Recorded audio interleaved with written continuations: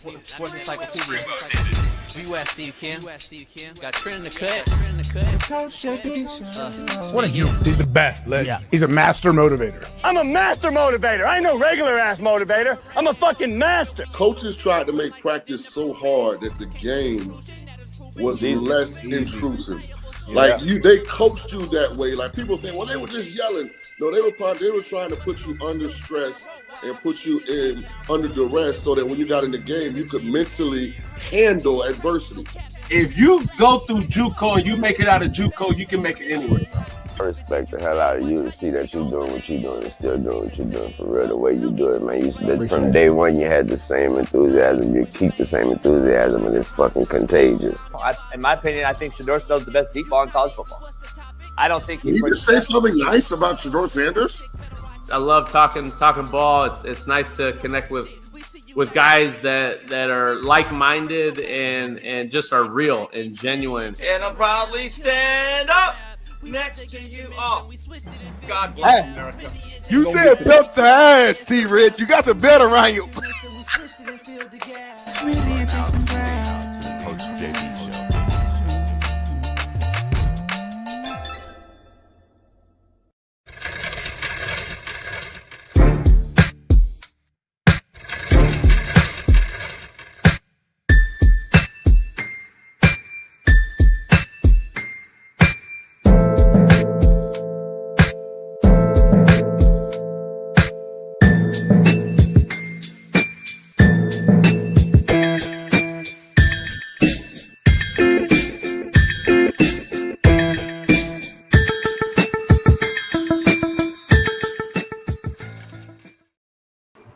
Yeah, we are in the building. It is Work Boot Wednesday. Strap on your hard hats, tie up your work boots, pull up your big boy pants, and take out the E and just spell go. Ego, take it out. Take the E out of ego and it spells go. It's go time. We got the loaded show today. It's Work Boot Wednesday. Noel Mazzoni, Coach Noel joins us. Coach Fred joins us, and a special Wednesday appearance from Matt McChesney. 0 to 60 pod joins us as well on a Wednesday. So strap in, and it's a real show on the realest show on planet Earth. We got a loaded lineup today. Big Smitty and I, we're going to dive into all things real. So all of it's powered by BetUS. Head on over to BetUS today and use the promo code CoachJB. We are on TikTok for possibly the last time. I'll be right back, TikTok. We're on TikTok for possibly the last time. What are they going to do? What are they going to do? Can't wait to answer that with Smitty because I'm on here right now, and I'm already being suppressed because, they don't like me on there. But I think there's like 2 days left of TikTok. I'm dying laughing, homie. Hold on, my bad. But anyway, man, we got a loaded lineup today. We got a lot going on today. The U.S. House passed legislation to ban transgender athletes from competing in girls' and women's sports at schools that receive federal funding. 218 to 206. What a day to celebrate. Clap it up for America. Or is it? Isn't this crazy when you really think about it? Do a deep dive into this right here, what we're celebrating today. We are literally fighting so hard to just be normal. It's amazing. We have to fight to get back to square one. For all you sign language, square one. We have to fight so hard to get back to square one. We can never get ahead or advance. Because these weirdo fucks make us normal humans have to fight so hard just to get back to normal. It blows my mind. Allowing biological males to compete against females, girls, women, it endangers safety. It steals championships. And it disregards fairness. The Protection of Women and Girls in Sports Act is supposed to ensure every female athlete has a fair and safe chance to compete. Listen, glad that we got it back, but goddamn, isn't that just fucking normal? Shouldn't we really have to even have done all this? Shout out to Riley Gaines and all these people advocating, but man, we got to fight so hard to protect our daughters, our girlfriends, and our wives, so they can be on an even playing field in life when they have worked so hard in their specific field and sport. Shout out to everyone involved, Riley Gaines for being on Capitol Hill and Congress and for being the main advocate in this whole thing. And the regular humans who understand there's a difference between a made-up human and us normal folk. Female athletes should never be subject to compete against biological men, ever. But what do I know? Let's dive into our main man, co-host extraordinaire, Far East Sider 317, LeBron hairline having, Lamar Jackson loving, AR5 defending, and Caitlin Clark jockeying, our very own Fox Sports, Big Smitty. Welcome, my man.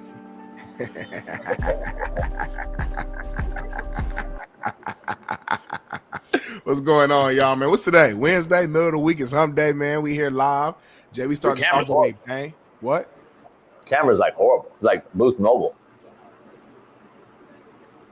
Super blurry, fuzzy. It's weird. Hey, Smitty, go ahead and address the chat that you always come out. I don't like your energy. Bailey, take him out and bring him back in. Is there any music or anything? I don't like his energy. Starts off a horrible. I'll start practice over. Like, that's how I am. I'll start the whole fucking thing over. That's just how I am. That's how I get down. I operate that way.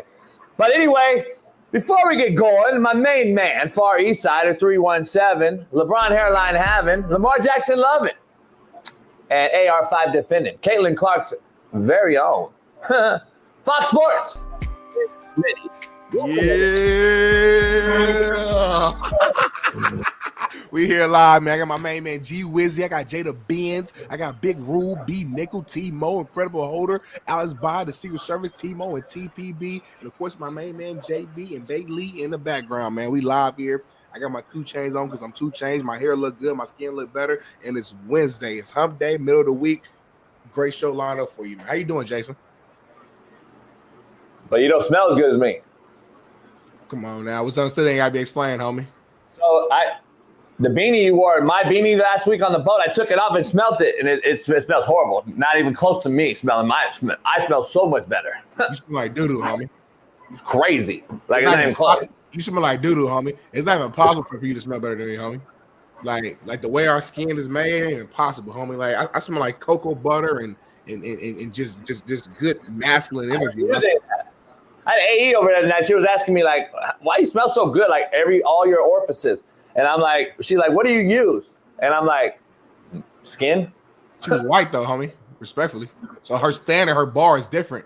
She ain't really had a real just brother 255, smell good, skin glowing, the melanin popping. Like our skin got a natural just peanut butter type, just good smell to it. I don't know what white folks smell like. Respectfully, like Badussi. Respectfully, you guys smell like Badussi. Respectfully, you smell like doo-doo. Listen, and you smell like wet feet, homie. You should get on TikTok, Smitty, because it's the last few days, and you all right? Puff up, give, homie. It's the last few days on TikTok. It's the last few days on TikTok, and everyone on TikTok's running around like hair's on fire, trying to figure out how they're gonna make their little $500 a month, and they're going crazy on social media right now, making videos. I saw one bit. I'm not gonna make my money. I love it. Homie, I love it. Though, on a serious note, it's kind of cold blood. Like people full careers, they have quit their 9-to-5s and went full blown on TikTok. You problem, homie. Hold on, homie. Because when YouTube got hacked, you was I didn't tell her that he was crying like a mother. He was shaking. I had the comments big ass down. I said, get right, JB. Fucking get right. He crying, emotional and shit. Nervous. See what happens is when you lie and make up shit like this, the audio side don't know that you're lying because you're an actor. You're a great actor, so you do a lot of acting on the video side. Yeah. So everybody in the video knows you're lying, but the audio side, they go and say that everything you think said is real. So now I got to go defend myself versus 2 platforms. You don't have to deal with because you don't do the audio. I have to do the audio. So I got to deal with the audio side and explain Smitty's lying. He's a good actor. He's fucking around on the show. So I got to explain myself. So you got to do some like, I don't know. We got to do a factor cap on a lot of the shit you say. But anyway, let me dive into it. He's salty, y'all. It is crazy that the people on TikTok are really like, guess what, TikTokers? You got to get a job. You got to go get a job. And I bet I make more money on TikTok than half you motherfuckers. And okay, bye. It is what it is. I got to go figure it out. You know why? Because I've already figured it out, TikTok. I've already done it.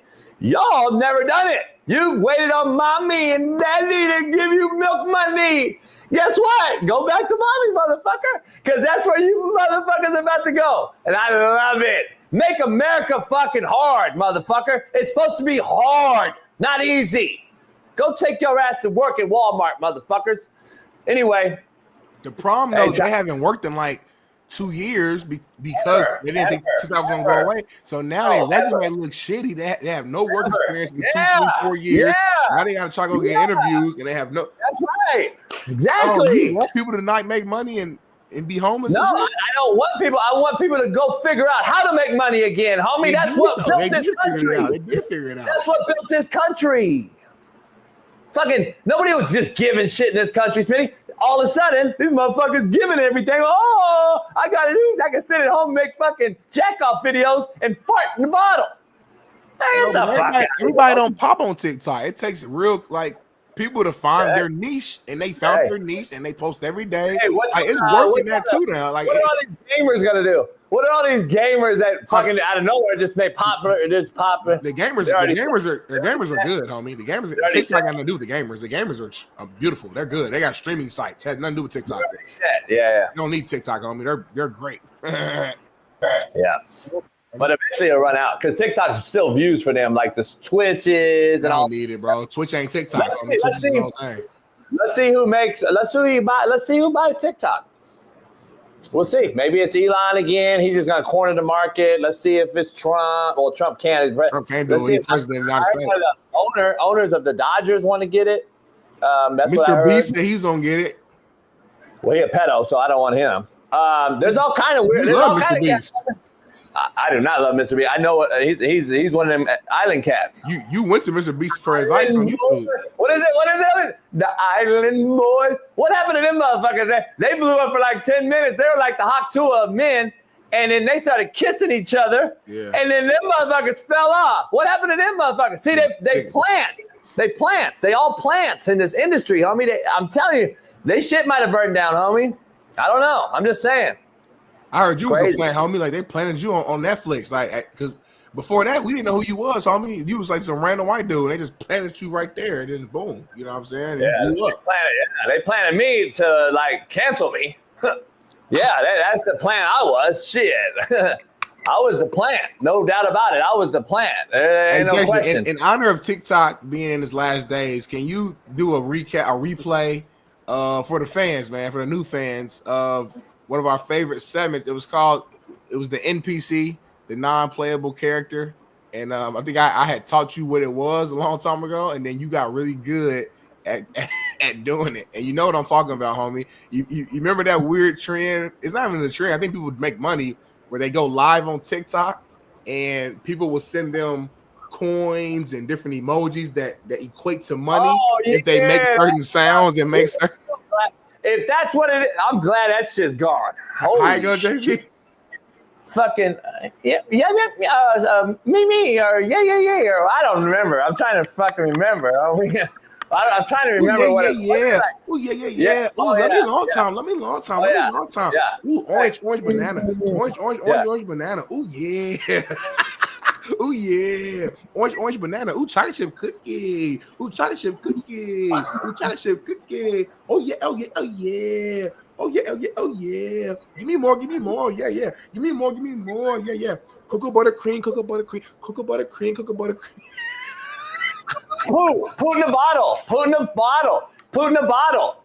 the bottle.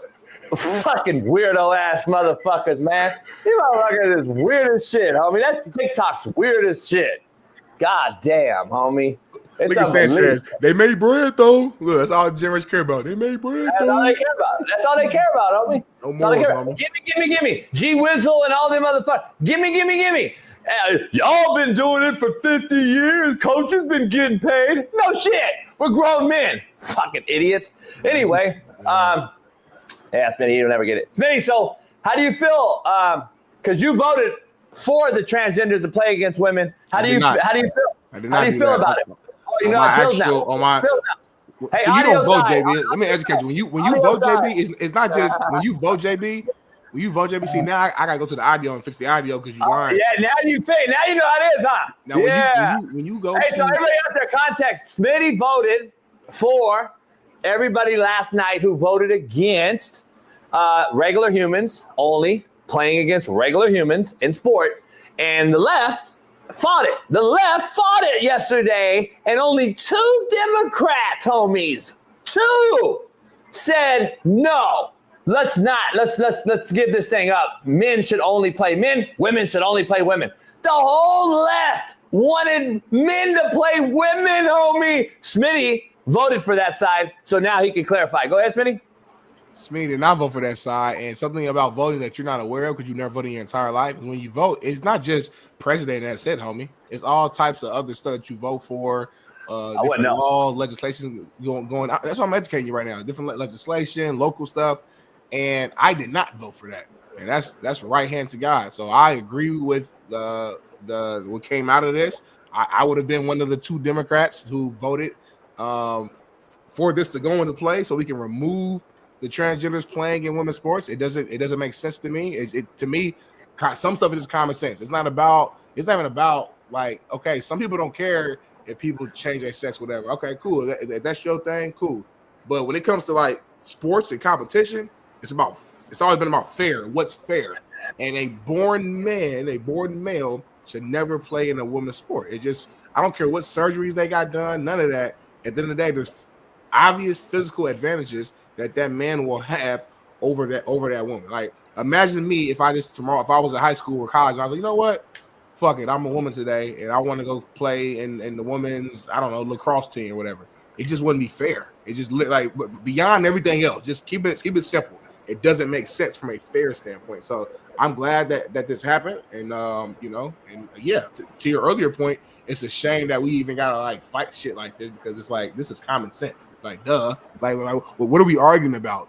We're not fighting if you want to go here. If you want to be a fucking bear today, go do your thing. That's what you want to do. It's your issue. That's your life. But when it's affecting the actual kids and people competing in the sports, that's when we all have to come together. But all right, y'all, we got to push back against that. Like you're torn. Sounds like maybe you need to flip from the left. You should flip then from like being left and just go independent because you got a lot of right beliefs, but you are left. See, that's an oxymoron. Well, I've always told you guys that I was never some heavy right and heavy left. That's why we always got in disagreements. It's like you and people on the show was so heavy right. That y'all was like, all right, like y'all were extremely biased. That's why I've always been like, well, there's certain shit on the Democratic side that I understand and I agree with. There's certain stuff on the Republican side that I understand and I agree with. So yeah, in a perfect, like I probably am more of an independent, honestly. But at the end of the day, an independent will never win though when it comes to president. So you kind of just got to pick a side, and they both have flaws. You got to go with whatever makes sense. I'm glad you went there because my point is you just said a lot of oxymoronic stuff. Because you said you check the box on the left. When you vote left, you vote for that. Because only 2 didn't vote. I'm just trying to be clear. The left is what that is. When you voted Kamala Harris, she voted. I'm not saying you did. When people vote Kamala Harris, that's what they vote for, homie. That's the overall thing they believe in. So you just said a bunch of oxymoronic shit. Like, this is what the left wants. It's not that simple when you vote for a president. It's not just one thing. Like, it's not single individual politics. Like, that's like me highlighting one thing that Trump said and be like, oh, well, nah, it's gonna be stuff. I'm sure if I really talk to you behind the scenes and talk to like Bailey behind the scenes, I'm sure there's something that Trump did or he was pushing that y'all didn't like, but you're not gonna let that overshadow your overall belief on who you want to vote for. I'm saying there's multiple things and you got to pick. I always been against that. I never and ever in history was like, oh yeah, I love Treasures playing in women's sports. I never said that. So anybody in the chat who thinks that, I didn't say you did. I didn't say you did. I want to be clear on the thing. I want to be clear. You never vote. You've always stood against women in men's sports. Here's my issue, or men in women's sports. Here's my issue, though. The overall thinking of it is like D. Jones and all you guys. You act like if you check one box on the fucking voter that's going to change the game. No. The left pushed for it, dog. It's their agenda. What do you mean? 2 people just proved to you fact that they didn't vote for it on the left. Like, what? What are you talking about? Only 2 Democrats, homie. D. Jones. So how does it not work that way? God damn, that's the culture of the left. They don't like. By the way, I just want to be clear. Everyone that thinks I hate women. That's why we live in a democracy, though. You do vote. You vote for fucking legislation for a reason. I'm just certain, like, so I forgot what they. I'm having a brain fart what they label it here out here in Cali, like the actual like name of the shit. But when I go through my shit, there's certain shit you read upon, you study on, and you either vote yes for it, you vote no. That's beyond whatever side you on, regardless of you're Republican or Democrat. There's just certain shit that we all just have to vote for. It's like them two Democrats. They probably voted for Kamala, but they don't necessarily agree with every fucking thing. Here's the cool part. I'm glad I saw something in the chat. I'm glad I saw something in the chat that's see, the idiot fucking left people that think I'm the idiot is what the idiot is. Let me make sure I say that again. You guys think I hate women. The left hates women. Y'all just voted against women. But what do I know, homie? JB hates women. No, I love women, and I want women protected. That's why I don't want them in football. That's why I don't want them in fighting and boxing. That's why I don't want them playing men in karate, boxing, and fucking football, basketball, baseball. But I'm the one that's the asshole. See, y'all just told me and told on yourself.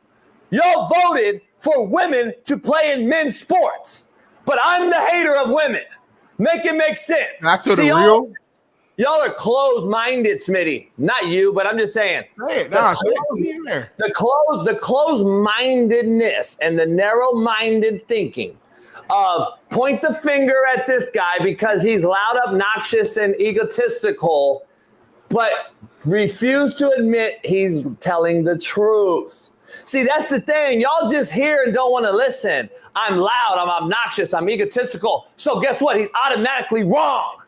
No, I'm actually right. You motherfuckers refuse to understand and listen to the truth. I'm actually defending women. Y'all are not. And by the way, Title IX was what? What was Title IX made for, Smitty? You laugh on me, but what's Title IX for? That's something else. I know you don't. So Title IX, though, is what women is supposed to have wanted to protect women. Yeah. Where are all the Title IX advocates, homie? When the fucking 2 left voted for women to play men. Where's all the Title IX advocates at? Oh, all of a sudden, JB's a woman hater. But the Title IX are what's protecting and the left fucking hates. But guess what? Oh, it's Title IX. Every time something goes down, WNBA, fucking old girl going to Russia. Whoa, we got Title IX. But none of y'all motherfuckers go to the WNBA games.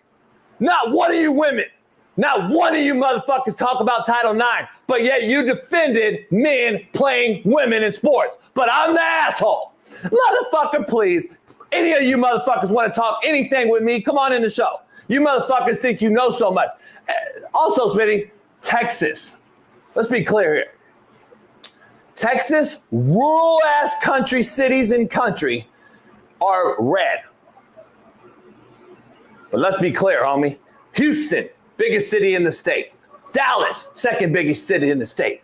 San Antonio, third biggest city in the state. Austin, fourth biggest city in the state, are all blue, left, Democratic. The small cities in Texas is what makes the state red. But all you motherfuckers want to hit me up privately talking shit about Texas is red, and no, they're not. Texas is blue. They're just red because of the little ass towns, homie. The 4 major cities in Texas is fucking blue, contrary to all your belief. But what do I know? Remember, I don't know shit. But guess what? It's fact. Lucy, all you Texans in here, tell me I'm lying. But what do I know? But that's who you all vote, homie. You all vote, but I don't know shit. I don't know shit. Anyway, Smitty, that wasn't at you. I'm just saying, this is crazy. These motherfuckers really voted that way. Unbelievable. I'm glad you got it off your chest, Jason. Don't call me Jason. Start the show. Glad you got that off your chest, Jason. Sugar and Rim said that is red, homie. Can't have a cigar. Sugar and Rim said what you just explained was that they're red. Then that's what he just explained. That's what he said to you. Again, he heard me yelling and he don't listen. See what I'm saying? That's what the problem with these motherfuckers. Go back on TikTok, motherfucker. But anyway, Smitty, let's dive into the show because we got a lot to discuss. I think that was the show. I think that was like the main thing. But we got to go back to quote of the day. Let's go then. I got a lot of shit to do. We can go then. I mean, no show. The rundown has that as a premier hour topic. But let's go to quote of the day first. Let's knock that out. It's brought to you by Bet US. You bet up to $2,000. Get 150% bonus plus insurance plus protection. But Jason Brown, what's your quote of the day today? So you said it right. You know, JB, that's the quote of the day brought to you by Bet US. Smitty just eloquently put. Smitty, how many percent bonus do you get? 150. 150% bonus if you sign up today using Coach JB as a promo code because we're getting ready for a college football playoff finale. In Notre Dame, Ohio State. We got NFL playoffs round 2 this weekend and all things NBA and NHL. You can bet it all on BetUS right now. Smitty, don't set me on fire, then act like you're the one burning. God damn. That's what y'all just did in that fucking vote. Don't set me on fire, then act like you're the one burning, homie. That's called gaslighting, homie. That's called gaslighting. Yeah, I don't know. I don't use gay terms. I knock on wood today, Smitty, because I had to use fire. I hate to use that word when we're under and burning right now in California and LA. Because it's fitting. Don't set me on fire and then act like we're because that's what's going on. That's what Newsom's literally doing. He set us on fire and then he's acting like he's the one burning and blaming Trump and all these motherfuckers. Smitty, you're the first one to go out and say, don't blame the old guys or the new ones. It's all about to start over. We say that, and we don't even agree half the time, and we know that. And all these motherfuckers are together. So don't sit here and point fingers, Newsom, and act like you're the motherfucker burning. You just burned our whole goddamn state down, you fuck. Anyway, contrary to belief, Smitty, brought to you by Prize Picks. Head on over to Prize Picks today. Use the promo code Coach JB. Smitty, sometimes what didn't work out for you really worked out for you. No, that's contrary to belief. That's way better than quote of the day. Read it again. Y'all might read it again. You might need to hear it again. Read it again. Say it again. Sometimes what didn't work out for you really worked out for you.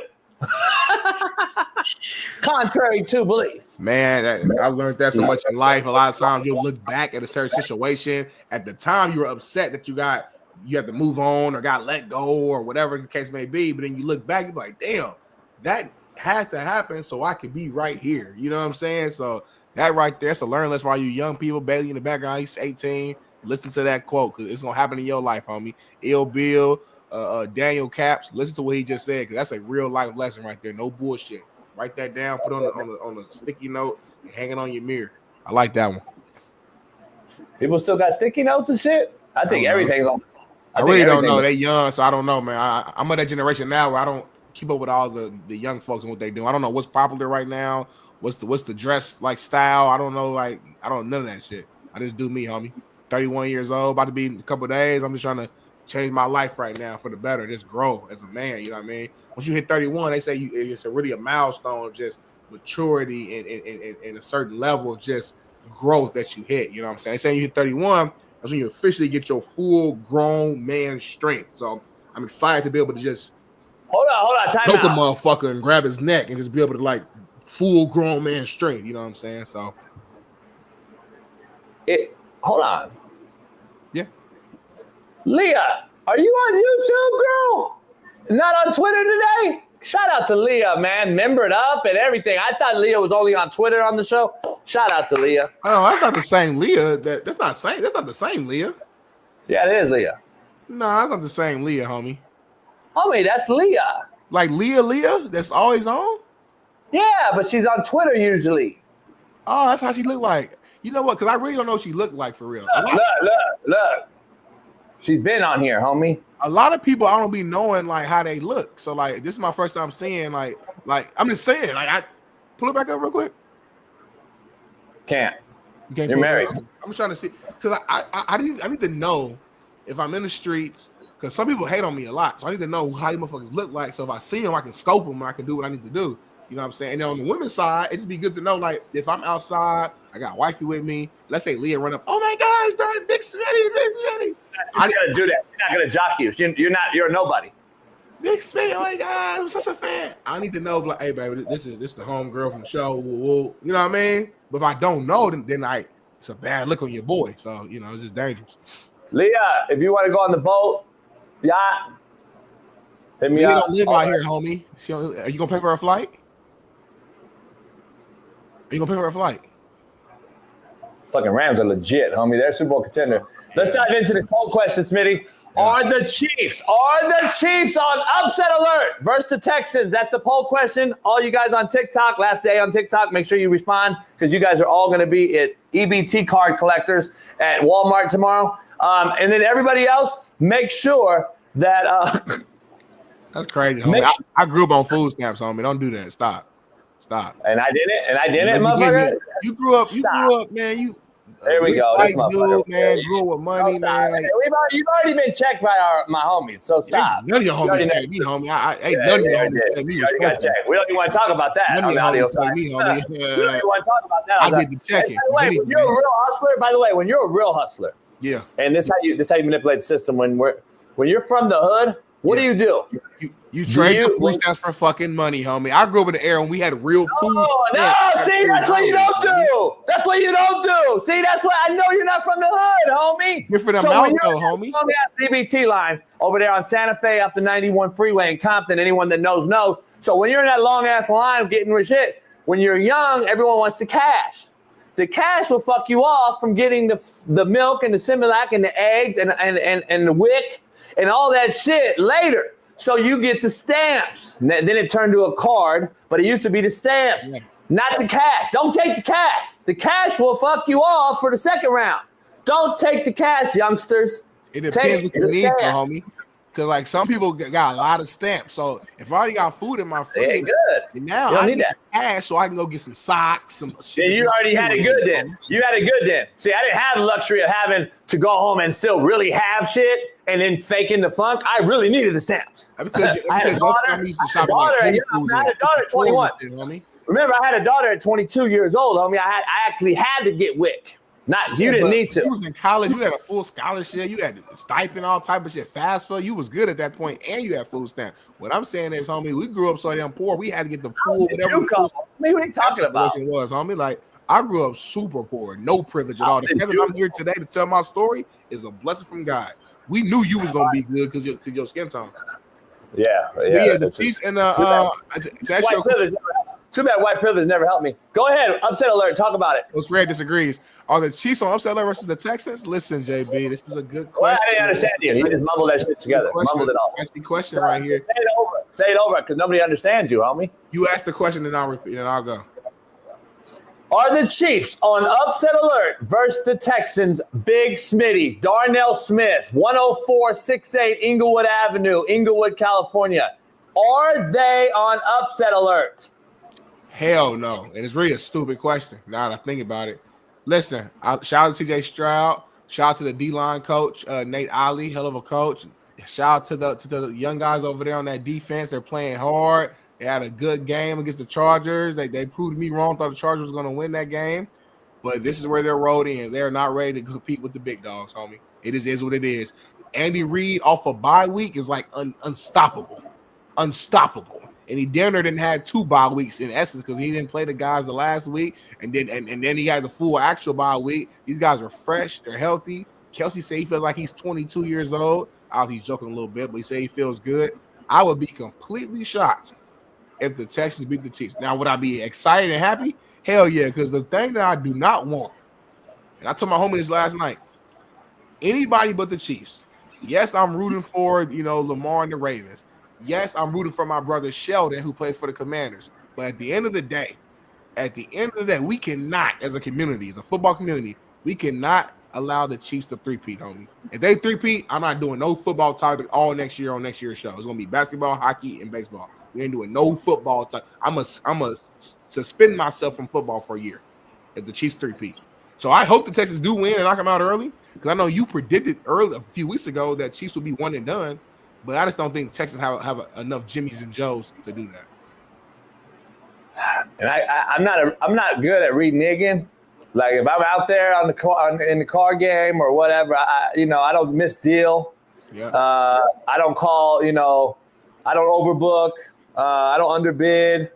I'm straight on every time I play, homie. Oh. So I ain't gonna renege, and I'm not gonna backpedal, and I'm gonna stick with what I said, because I just can't be a half stepper, and slippers don't count where I'm from, homie. The Chiefs are gonna lose, and I gotta stick with it, and I gotta believe the Texans are gonna ride this wave on defense. Now, Chiefs have one of the best defenses. The Texans have the upside. Have the upside is the word I want to use on defense to be really good. They're injured bad on offense. They're so injured and banged up at wideout and all these different things. They cut a shitbird last night. Addition by subtraction. Deontay Johnson, bye-bye. Go be a shitbird in the XFL. Here's the thing. I think CJ is going to make another step, man. They struggled to end the season, then they get going, and look, they're like, hey, maybe now this was his time to say, hey, you know what? I'm going to take the next step and knock off the so-called king off the throne. And I think CJ has an opportunity. I think Mixon has a huge game because he'll be the one guy that'll be hard to track for that Chiefs defense. Chiefs can stop a lot of the other stuff. The one guy, I believe, is Dalton Schultz and Mixon that's going to have a big game. We already know Nico will still get his, but someone else is going to have to step up, and I don't know who that is. I don't know if Mitchie's still hurt. I don't know if Robert Woods is going to have to play. I don't know who their other wideouts are. I stopped following them when they hurt Tank Dell, and I can't stand the OC for hurting him again. So here's the thing. I got Mixon being big, and I think it'll be like a 24-21 ball game, Smitty. And that's just what I'm sticking to. And like I said, I just got a feeling the Chiefs, this ain't their year. Even though as good as they've been record-wise, I just have this gut feeling that this isn't their year. But if Andy Reid proves me wrong, fucking bow down to you, sir. You're the best. And I still think he's the best. But I just don't think they have it on offense for some reason. I know Hollywood Brown's back, and I know their offense is starting to look more like a Chiefs offense. But at the same time, they've been off for a long time, Smitty. These motherfuckers, Mahomes ain't thrown a pass in over a month.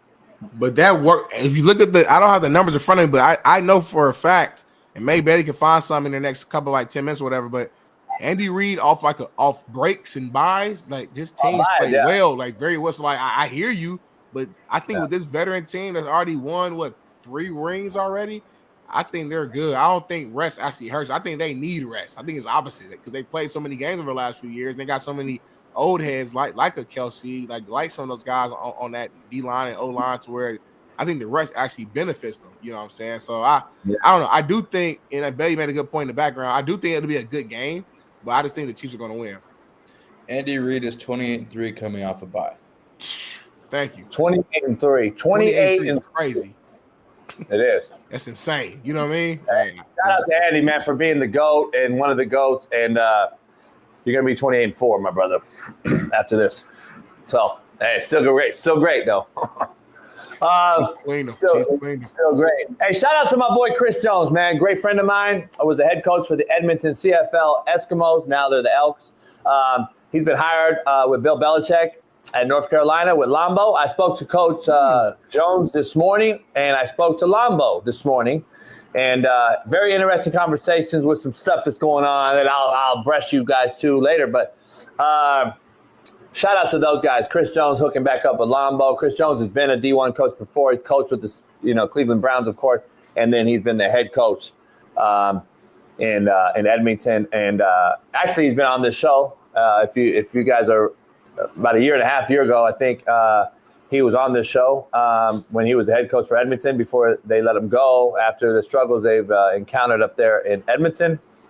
And so shout out to Chris and Lambo, man. CFL is a real good deal up there. They play in some wild cold weather, and they play year-round around that motherfucker, it seems like. They got long seasons. Man. 20-game seasons and shit. It's crazy. They just don't do the preseason like we do. Oh, okay. Like, they do, but it counts. It's like they got like 20 games, even though we still play 20 at the end of the day. Right. You add it all up. Yeah, CFL seems long as shit, man. And they let Chris go, and now they hired a new coach, I believe. But Chris is now at North Carolina, Coach Jones with Lambeau and Coach Belichick. So shout out to them. I just wanted to give that shout out to them. But Smitty, let's get into it. Shout out to Coach Jones, man. Shout out to Coach Jones. Let me take a look at this rundown here, man. We just went through the poll question. We went through the house. The next topic here before we go to our first break is there was an NBA ref last night, a female ref last night, who called a technical foul on the Pacers' Benedict Mathurin dunking. Here's a video here. Dunks. So he hung on the rim. Let's play it again, Bailey, from the beginning if you can. Goes down the court, passes the ball, dunks, hangs on the rim, pulls herself up. You know, she's going by the book. She calls a tech. I hate the call from any ref in this situation. I've seen this call before from all types of different refs when it comes to pulling yourself up on that rim. So I disagree with it. You got to let people play with some passion. But, yeah, they do. If you pull yourself up on the rim and there's not somebody underneath you where you're doing it for a purpose to try to avoid landing on somebody, some refs are more by the book than others, and sometimes they'll call this. Some refs don't. So it kind of depends on who's reffing that day and who's going to let you play. So that's where I'm at with this. Bad call, in my opinion. And, Jason, I'm sure the fans and everyone around would love to hear your take on this as you prepare and get ready. I don't know why Betty does it to us, homie. To me, I know why he do it. He's the biggest instigator in all of sports TV and social media. He's the biggest instigator. He puts, look, that's why he's laughing. He know he's the biggest instigator. He specifically puts topics on the rundown that he knows is going to get you riled up, or he knows it's going to piss me off, or he knows it's going to make us arguing and go. I guess it makes a good producer, I guess. So shout out to Bailey. But he does it on purpose. That's why. So let's dive into all the fundamental details that goes into this call. Why did she call it? That's the why, right? We have to ask the why. We have to ask the what. We have to ask the who. Okay, so who called it? A woman. A ref. Why did she call it? A ref called it. A woman. Why did she call it? Why did she call it? In the rule book, technically speaking, you're not allowed to hang on the rim. Right. Well, that's not true because I have it pulled up. So let's be a fact-based show. Okay, pull it up. Pull it up there. What did it say? The fact of the matter is you can hang on the rim if it disperses harm. So, hold on. Did I not just say that eloquently? This mother, you said you can't hang on the rim. I said that's not true. You can hang on the rim. It says it on the rule book. The rule book says you can hang on the rim if there's somebody under you. Did I say that? Am I tripping? No, you didn't. You said you can't hang on the rim. The rule says you can't hang on the rim. I swear to God. That's fact. I'm going to let you go, JB. But please, during commercial break, go back to my first take. I mean, you just said you cannot pull yourself up. I know for a fact I'm not losing my brain. I know what I just said, but go. You just said you can't pull yourself up, homie. Literally. That's why what are you talking about? Anyway. So you can pull yourself up or hang on the rim. So that's fact. You can do it. So, you know why? You know why? You know why? Yeah. Of course, D. Jones, he said it. You're black. I know. So listen, all black cats saying it. Not black. All the white guys come in and say you didn't say it. So listen, here's the thing. Don't listen, boy. First of all, he's flying down the lane, which guess who? Go back to the who. Who can't do that? A woman. So a woman can't do this. Let's just be real, homie. A woman can't. Women are dunking nowadays. It's a handful. It's small. It's like God damn. This motherfucker really is gonna tell me a woman can do what he just did. They out here dunking off one. That's a fact. I said what he did, homie. Don't give me a one-hand dunk. I said, can they do what he just did? Yep. So a woman can fucking do this. Find the video and I'll send it to Bailey. That's what a woman can do on a 10-foot court. I'll find the video. Smitty he's just doing it for clicks and likes. He's becoming what we all say we don't want to be. He's a fucking content creator who's doing it for clicks and likes. So a woman can't do what he just did. So guess why she called it? Because she doesn't know what that act is. So guess what? You don't belong. You wonder why the fucking ratings are low? Because women in men's spaces are making the viewership drop. But what do I know? Guess what? Thank you, Lord, that we voted against made-up humans playing against women in sports yesterday. Because guess what? This is why. It's getting out of ridiculous, out of hand. This broad don't know what it's like to jump fucking 10 feet in the air going fast. I don't either. She has no idea. She has no clue. She has no clue. She has no clue. But I used to be able to dunk. A lot of men who can't dunk and never have dunked. Men, real men who just don't have hops, who can't dunk, homie. You never could dunk. No, swear to God. Bailey can never dunk. Oh, you're not athletic. That's why you went to Ball State, homie. Yeah, I can dunk. And you went to I used to JUCO, be able to homie. dunk. We never see you I on can JUCO dunk ever. too, so don't even start, Smitty. I can really dunk in basketball. Don't start. Thank you. I can dunk. Video, Bailey. Show me the video you dunk. I have a video. I did it when I was 17, and I I can still do it. I can dunk. Yeah, I can dunk. You're 6'4", homie. You hope I can dunk. You're 6'4". I'm just saying, homie. I can dunk. But a lot of people don't. A lot of people can't dunk. Y'all are really defending and talking about the. You trying to use No. You're actually bullshit to back your argument. You don't give a fuck if she can dunk or not. You care that she got 2 breasts and a vagina, and that goes against your beliefs, and she should be in sport. Not really. They ain't got nothing to do with if she can dunk or not, because I know hella men who can't dunk. You don't know if all these refs can dunk or not. All the men refs can dunk. You never even thought about that. But since it fits your argument today, you decide to use it. Kudos to you for being a content creator, Jason. How many men call that? Because see, let's go back to the fundamental. Thank you, G Wizzy. So what happens is he's flying through the air and slips off that rim and snaps and breaks his neck. Then what are we saying? Something he has no clue about. G Wizzy, shut the fuck up. Thank you. So I'm trying to be clear. If he falls off the rim, Smitty, and breaks his neck, which I've seen before. I've seen guys slip off the rim going that fast and dunking. So I think you have too. I'm pretty sure. Yep. If that were to happen and he didn't pull himself up, what is she going to do? What are you going to say about her tomorrow? I told you I thought it was a bad call. It has nothing to do with her being a woman. Like, it does have everything to do with the woman.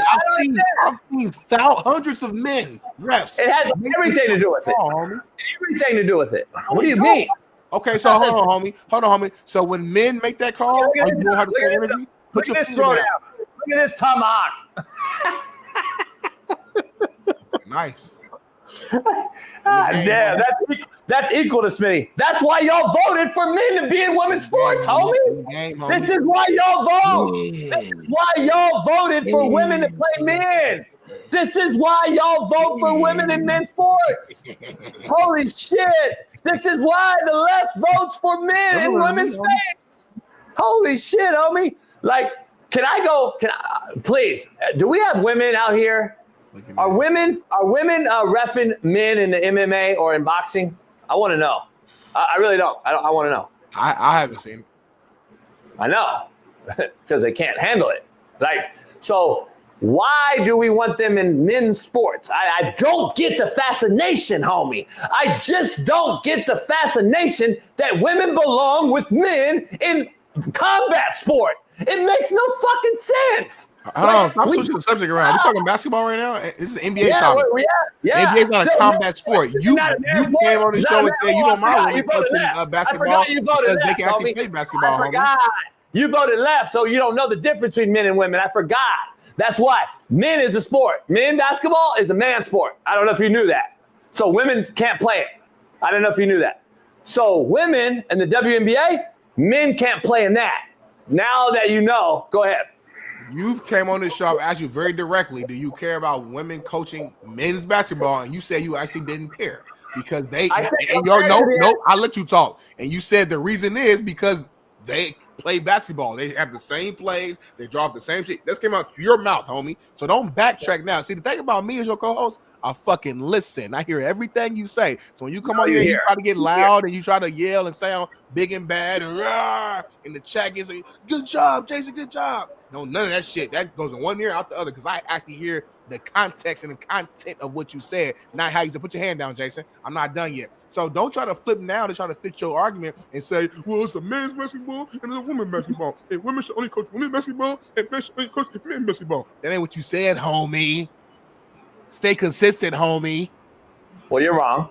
So, Bailey, can you factor cap him? Yep, go find it. Nope, go find it. I don't trust Bailey no more. I want Bailey to find the actual fact. Find the video. And then let's Bailey, come in. Bailey, come in. Bailey, come in. Bailey, did I not say? G-Wizzy, you my Bailey, G-Wizzy. G-Wizzy, fact check for me, G-Wizzy. Find the clip, G-Wizzy. G-Wizzy's this far from being blocked, homie. Stop. So, Bailey, did I not say I don't care as much as football if women are coaching men's sports? I mean, men basketball because they play the sport the same way. 5-on-5, 3-2 zone. Motion off. We've had this conversation how many times in the last year? Yes. I said they equate much better but the NFL, no, there is no equation. There's nothing. So I said the NBA is a little different, but I still don't agree that they should be head coaches in the NBA, homie. I've said it clearly. Stop it. I've said it a million times. What JB has literally said, remember when the Charlotte Hornets interviewed the G League coach for that? That's literally the verbatim what he said. Head coaches, homie. Listen again, both of y'all, neither one of y'all motherfuckers listen. Just like 5 minutes ago, when I said Bailey, I said, didn't I say that, Bailey? You was in the background. No, you didn't say that. Everybody in the fucking chat said, yes, he did, Smitty. Yes, you did, Smitty. Yes, you did, Smitty. But you and JB are so fucking tied to each other. Like fucking jointed twins. I feel like you and JB, you ever seen them motherfuckers that born and they connected to each other? You and JB y'all share the same fucking arm. Y'all halfing it. Y'all faces stuck to each other. Y'all the same motherfucker. Just 20 years, 30 years different. That's what y'all are, homie. Listen to what I say. The whole chat said that I. What's your argument then? I don't even get it. Y'all have poor listening skills. Poor listening skills. Well, everybody says this deja vu because we've said this. We beat this dead horse. I won the argument. Everybody said so. Let's move on. 2 fucking days. I'm so glad. Shout out to Paris. Shout out to Paris for making that beautiful clip of Sam Darnold yesterday. I saw it. Shout out to you for having the balls to post it and we collabed on it. Man, I just rewatched it this morning. Can I get credit? Thank you. Thank you for at least admitting. I'm cooking him right now. Thank you for admitting that I don't care. Like because all the comments, Smitty cooked you. I posted it. I don't care. If he cooked me, so be it. But it's funny that Parrish are this close to being let go. No, you not. Parrish, don't ever make a short. Don't ever make a short. Close Smitty. Don't ever make a short. Close Smitty again. Don't ever make a short. Close Smitty. I'll pay you. I mean, You're good. I didn't even say that. I couldn't even say like nothing in the whole short. So of course I got cooked because that's how you cut it, Paris. Anyway, Paris, you're great, Paris. Do not let because you trying to scare her. He's joking with you, Paris. Trust me, 100%. And who's this dude? The Greg 72. Say what you said one more time, and I'm blocking you. I'm in that mood today. I'm petty today. Call me that again. I'm blocking you, homie. Who? What's the name? He ain't say nothing. Big Simpy. I'm just petty today. Everybody gets Smitty getting blocked today. Why you won? Huh? You cooked me yesterday. Remember? Anybody gets Smitty today getting fucking blocked. That's how I feel today. This 6:57, man. We're gonna go on a quick commercial break, 4 minutes. I'm gonna go ahead and pour me something to drink, give me something to eat, and I'm gonna come right back. We got BPS first, homie. And hold on, real quick though.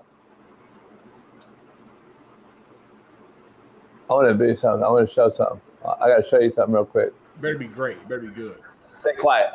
Nope. It's quiet time. Nope. Fuck. Can't find this motherfucker. Pac-Man, you soft. How about that? You're an internet gangster, Pac-Man. You come on the show every single day. You wake up at 6 in the morning and stay on the show for 3 hours to listen to us talk. And you talk shit. You lame and corny. Go get some money, broke ass. Shout out to G Wizzy, my cousin. Oh, what happened to G Wizzy?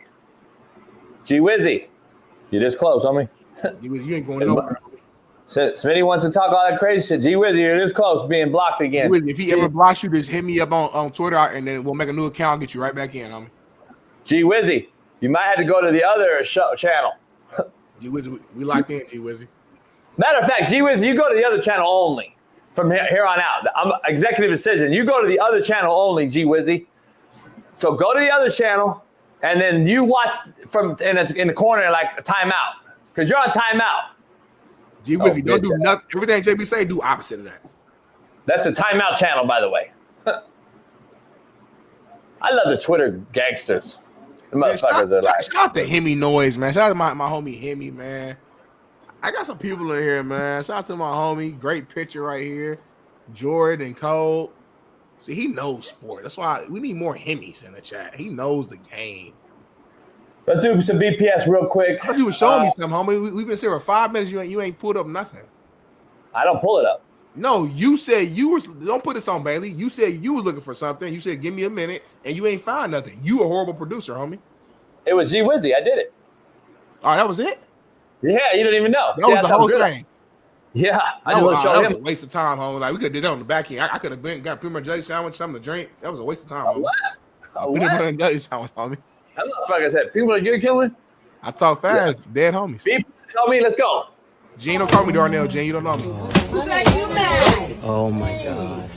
Oh my god. Oh my god. No, you did not. Yes, I did. Yeah, you did. You leaned your chair back. The chair's leaned back for comfort. Not that far. Man, that's as far as it goes. That's the farther I put it. Well, you know what? I need leg room. I know you need leg room. I'm giving you that, but the chair goes back. You don't leg room. She's wrong 100% for doing that. 100%. I mean, I don't see nobody else on the plane. I'm assuming they're probably just now boarding, I guess. They probably haven't even taken off yet. I'm tired of the internet, homie, and the fake shit. Be real about it, homie. Like, come on. Like, that's somebody, grandma, mama, whatever. But you know what? It doesn't matter. The truth's the truth, and a bitch is a bitch. Like, don't do it, lady. Don't fucking do it. Don't call this black woman no bitch. It don't matter. Woman. Fuck, I don't give a fuck what color she is, homie. She's a bitch. She's old, though. Don't call this old woman no bitch. I don't give a fuck. I don't give a fuck. You don't care. Homie, you don't care, homie. You know good well you was raised. If you were raised the way you say you was raised, you loose with that bitch word, Jason. We gonna stop that on this show because I love you, so I want you to be better. I ain't like your homies who just hang on your ball here, let you get away with whatever. Stop calling these women bitches on the show. Moving forward. If she was white, would you care? Yeah, stop calling these women bitches on the show, Jason. Do that shit behind the scenes. And me and you playing poker and we got the cool. But we on fucking air. You got a big platform. Stop calling these women bitches because now you got people lame dudes in the chat like the Greg72 and fucking Gene. Shout out to Gene who gonna hear you. But Jason calls them bitches. Let me call them bitches. You gonna get one of these motherfuckers killed in the streets because they think it's okay to do it now. You got 17-year-olds who are very impressionable and they gonna take what you say, go try it in the streets, and somebody like me who got a little sister and a wife gonna beat the fuck out of them for doing it, and then we gonna blame you. D regardless, JB won't do it in person because he knows the consequences. Hey D, I'll drop you my address after the show.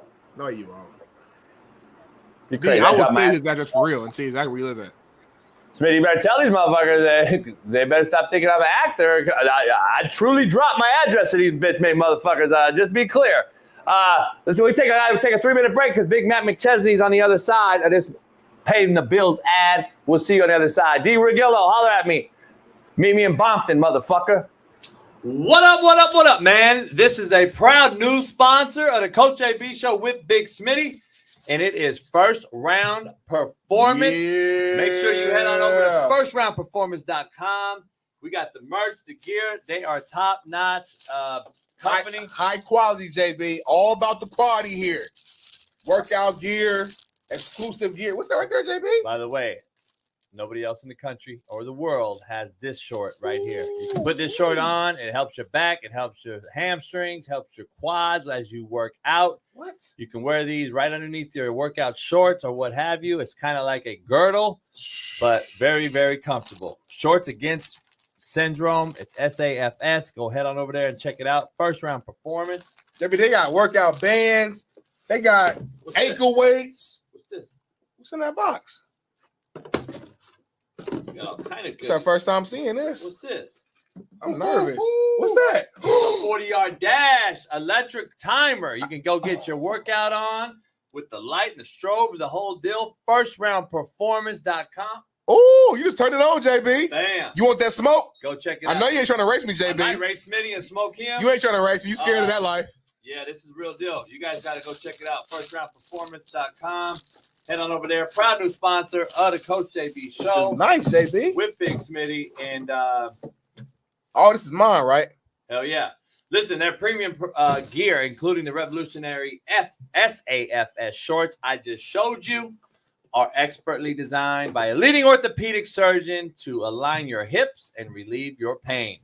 It is trusted by athletes and active individuals alike, whether you are pushing your limits with their high-quality resistance bands, as Smitty just showed you, or boosting recovery with the powerful dual-spectrum red light therapy devices that I just showed you.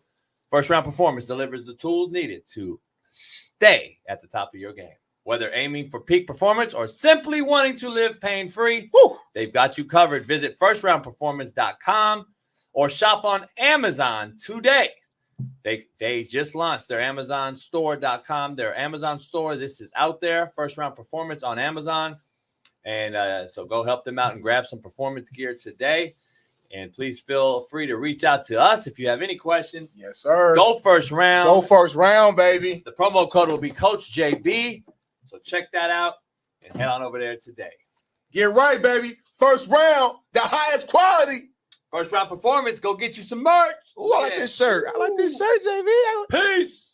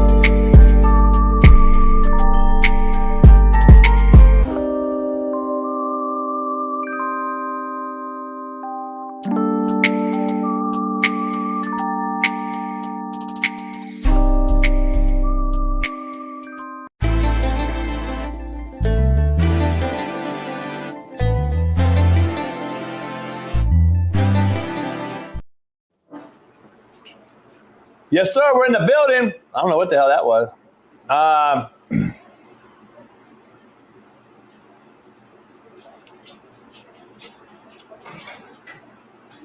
Bailey, we good?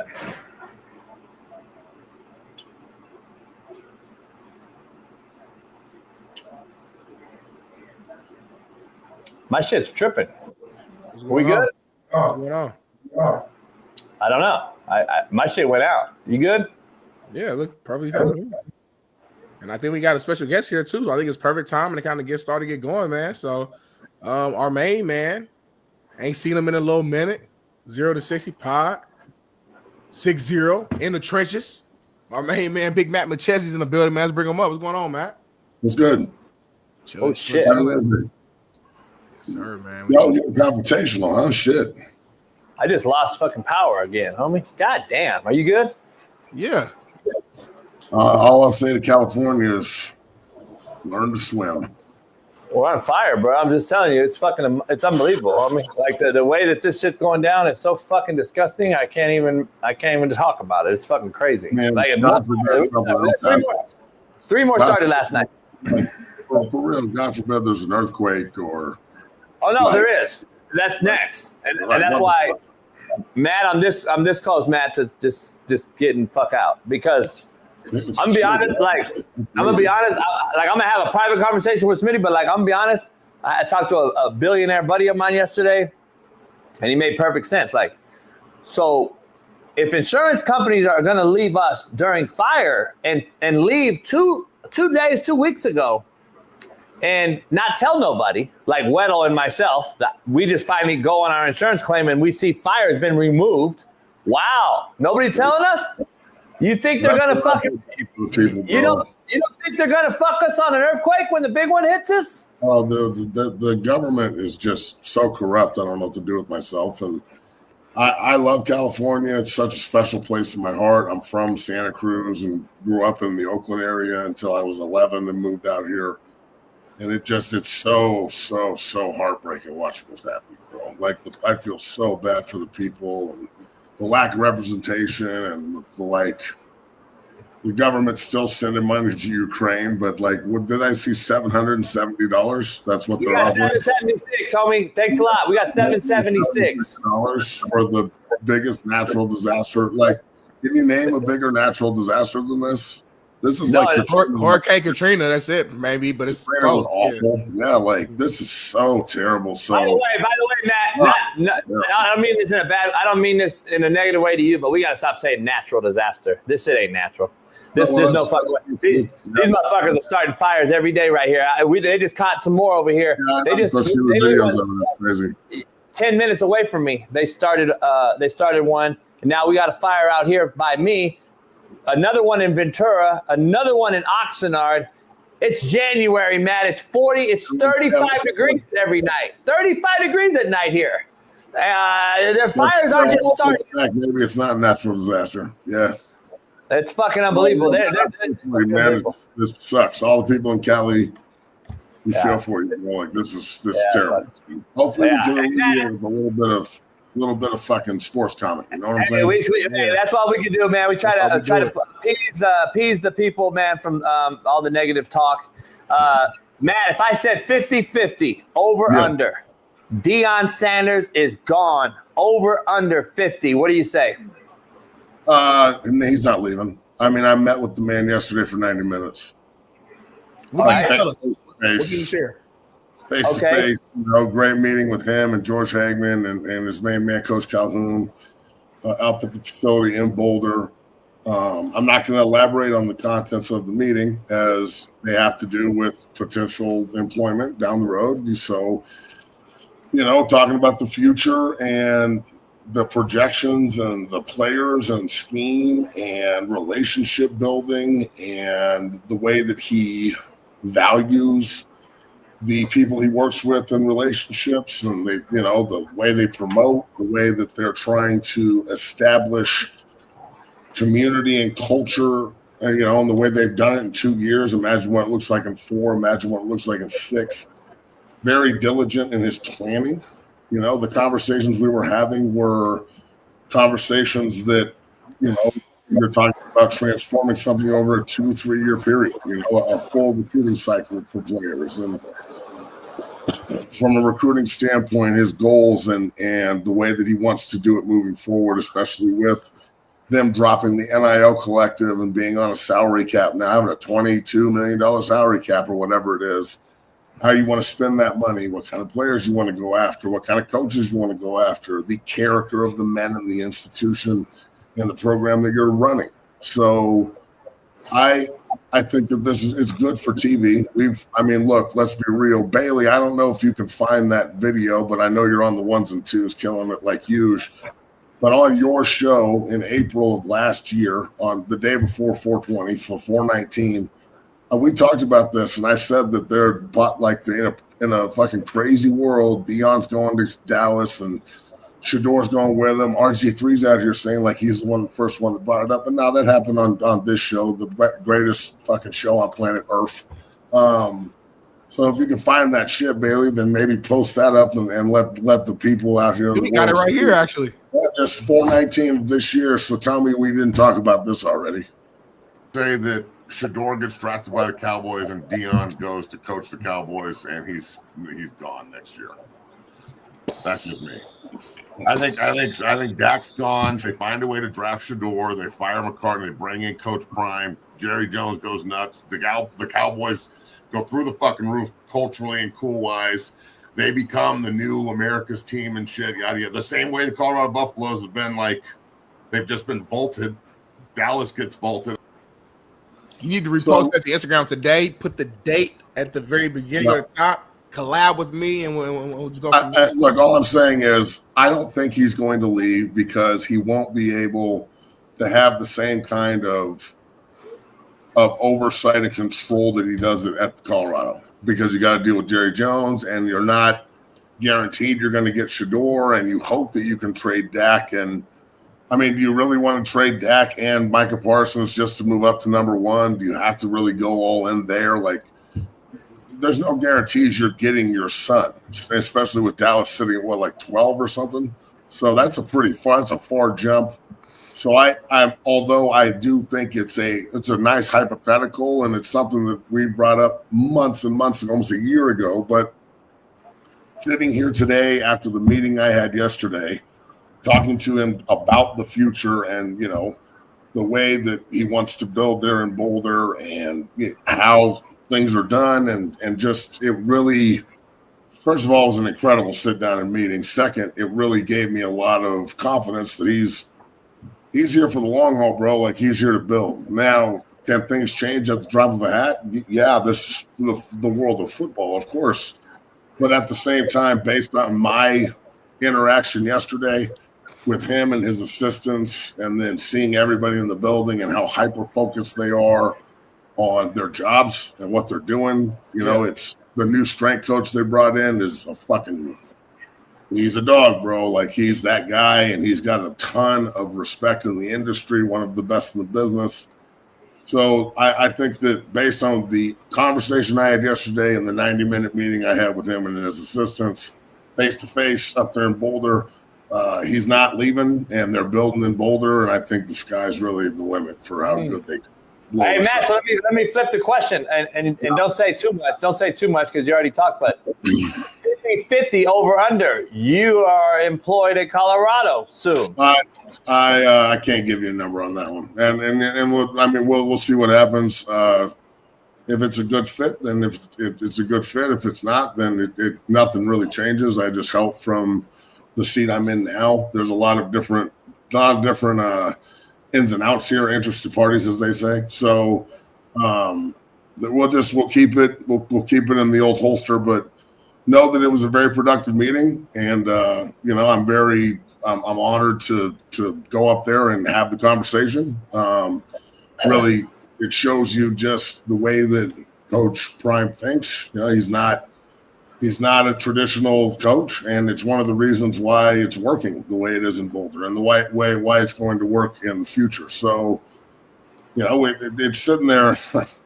I'm not gonna bullshit everybody on this point, but sitting there talking about playing both ways with Dion Sanders was one of the coolest moments of my entire life. Because I'm just a big grunt. Like, I played O-line and D-line and shit. Like, I'm far from a good football player, but talking to him about it and seeing like the mutual respect between men and players, it was a pretty cool moment. So you downgrade yourself, bro, because you played in the NFL like 7 years as 1%er.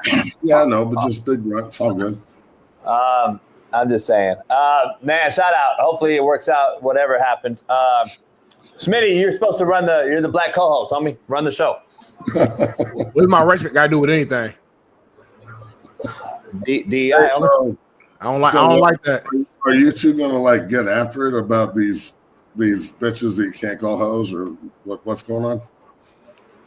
I was trying to help my friend out, JB, understand that he has a huge platform where we have a lot of eyes on this show. That's and true. More people listen to this than you'd be surprised. Some of the people that will I'm very aware of they're like, oh yeah, I watch JB Craig. I'm like, yeah, you watch the show. So I'm saying you got a huge platform. You gotta, as a coach and a leader of men, leader of people, you got to use that wisely and how you're going to use the word. That's all I'm saying. That old lady was being a real asshole. Thank you. That's better though. I'm cool with that. What you just said right there. I like going the as far as bitch, Matt. Keep it real, Matt. Behind closed doors, like, of course, we talk how we talk. I'm saying on camera, though, you ain't gonna call no woman. She's being a real asshole. We'll just put it like that. I love that Matt said, like, what's going on with bitches and hoes? I love that part. He Listen, said we know that was different. It's See, here's different. the problem. It's different. Everybody knows what that's from. Yeah, I'll call these bitches hoes or hoes bitches. My bad. Here's the problem. Smitty is a content creator. So I have to keep up with Smitty. I have to keep up. Hey, Matt, seriously, I got to keep up with Smitty and portray this act that we're content creators. So, you know, people that know me, though, in person, they know I'd open the door for that old lady. They know that I wouldn't say that she's a bitch. I'll call a dude a bitch in person, not a woman. Unless Man, don't he do it on the internet then, homie. Don't be I was just wondering what was going on. You know what I'm saying? for the internet, homie. Because I'm keeping up with you for content. CJB, this is the real Leah. No, homie, she's on both. Is it two Leahs, Homie. homie? No, it's her, homie. That's X. Do you know that's on Twitter right there, homie? That's X. You see the black X? Her face like a little different though. No, it's not a little different, homie. She might have a twin sister. It might be Leah and Leah, like a twin Look, sister. she thinks it's pretty funny, and we appreciate you listening and watching. So kick ass. Kick ass, man. Thank you. Rolling through this thing, Yeah, pushing, man. Listen, Texas wide Stop out. saying what that was. Huh? That was cordial. That old ass lady fucking was a bitch, though. Let's be real. Texas wide receiver transfer Jonte Cook and Washington have parted ways. The Texas transfer was on campus for roughly 48 hours before the decision was made. Nothing is clear. Nothing is clear on the next step for Cook.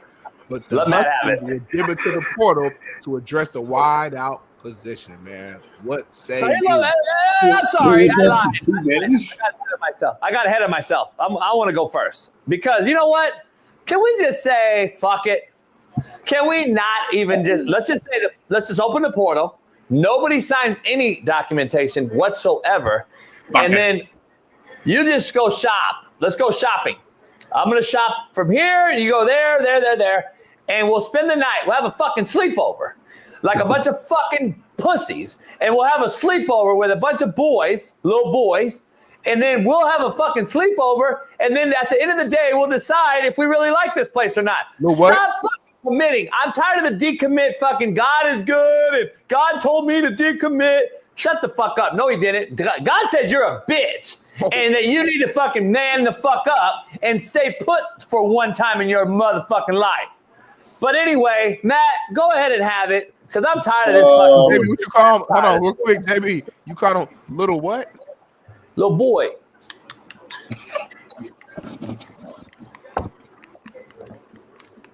Okay. So what I'm led to believe here is this kid went there for 2 days. That's what it's fact. That's fact. That's pretty fucking terrible. I mean, what? Look, they got to get control. They got to get control of this. This is bad. What about the kid that signed with Oregon, though, and with practice with Oregon in the playoff versus Ohio State, and then entered the portal? This is a high school kid. He signed with Oregon early, goes to Oregon. He's at practice with Oregon's team as an early grad, and then enters the portal and goes to Cal. Oh, he's a spy. I mean, that's my point, Matt. I mean, I know you're being facetious and fucking around, but that's my point. Like, I would never take the kid. I would never take him about Cal. At this point, college football likes this clown show.